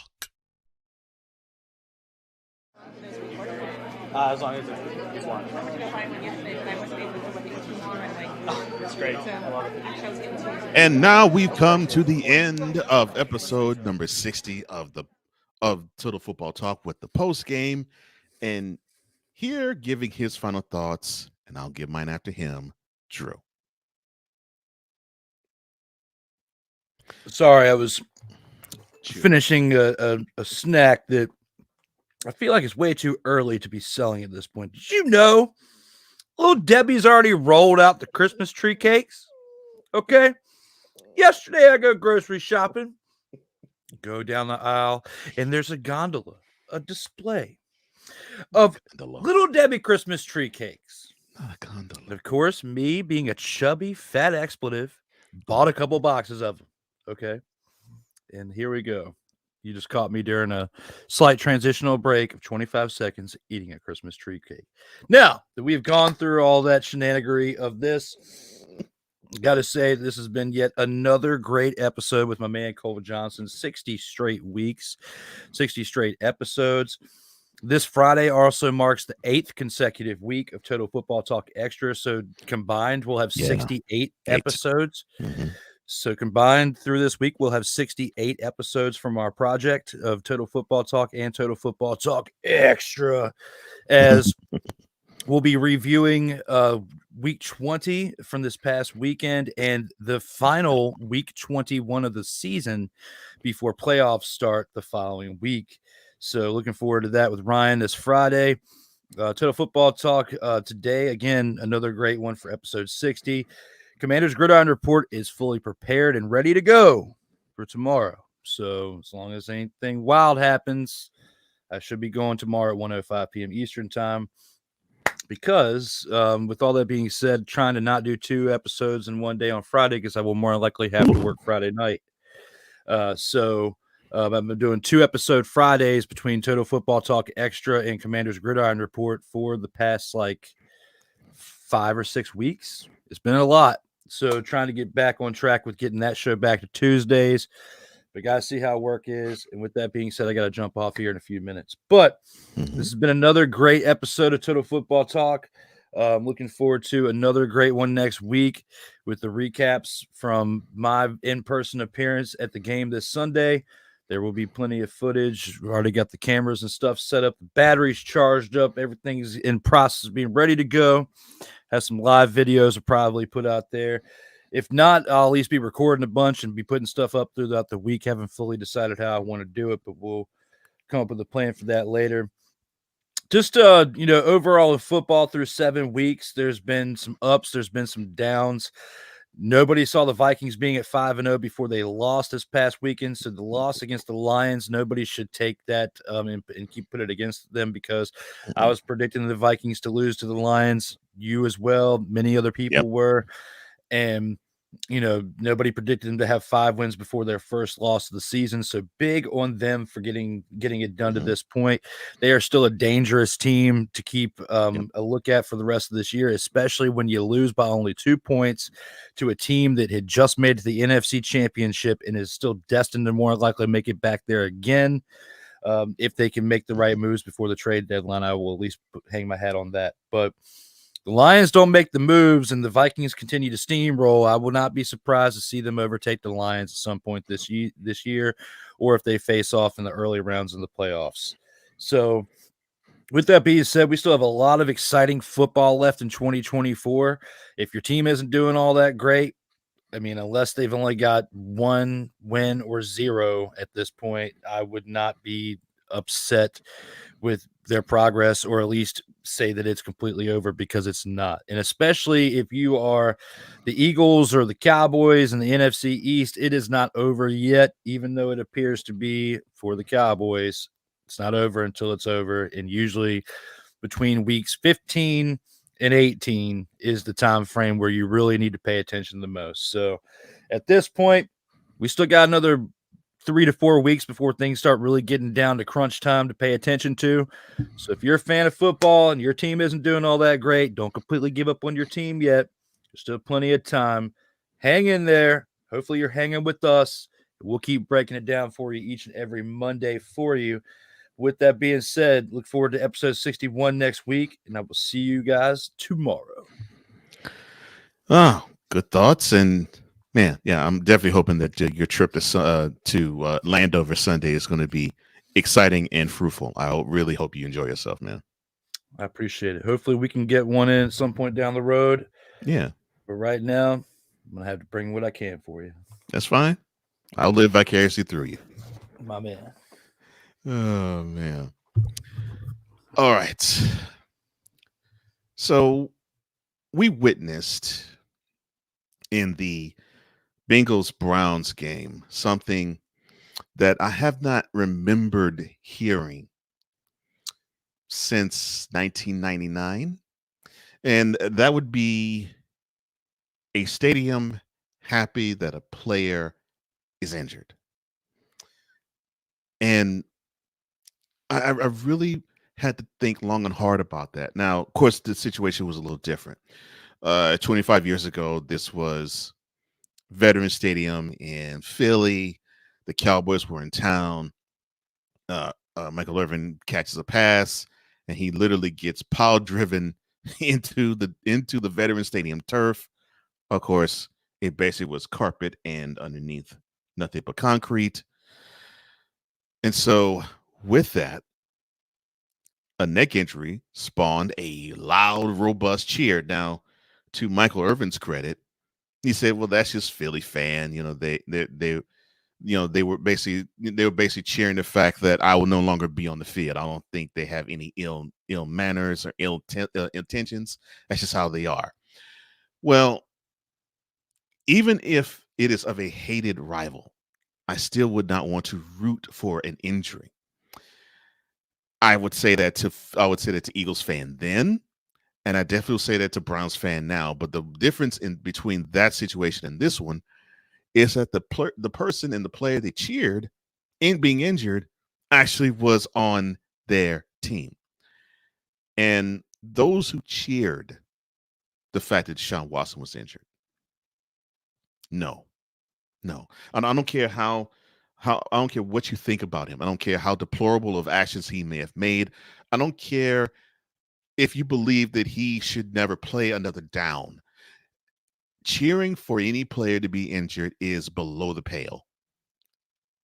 We should conduct ourselves as football fans to be much more enlightened than that. So it hurt me when I actually saw the Achilles pop, and I actually saw it. I mean, it literally looked like it was a foot that you were probably trying to assert onto a Lego platform. That is how much it looked. It looked as though the foot wanted to be stapled to the ground. And I winced. I didn't think about the 28 or 29, I don't know how many now, different massage therapists who decided to sue him. And he still is dealing with a few of them who still have civil cases out against him.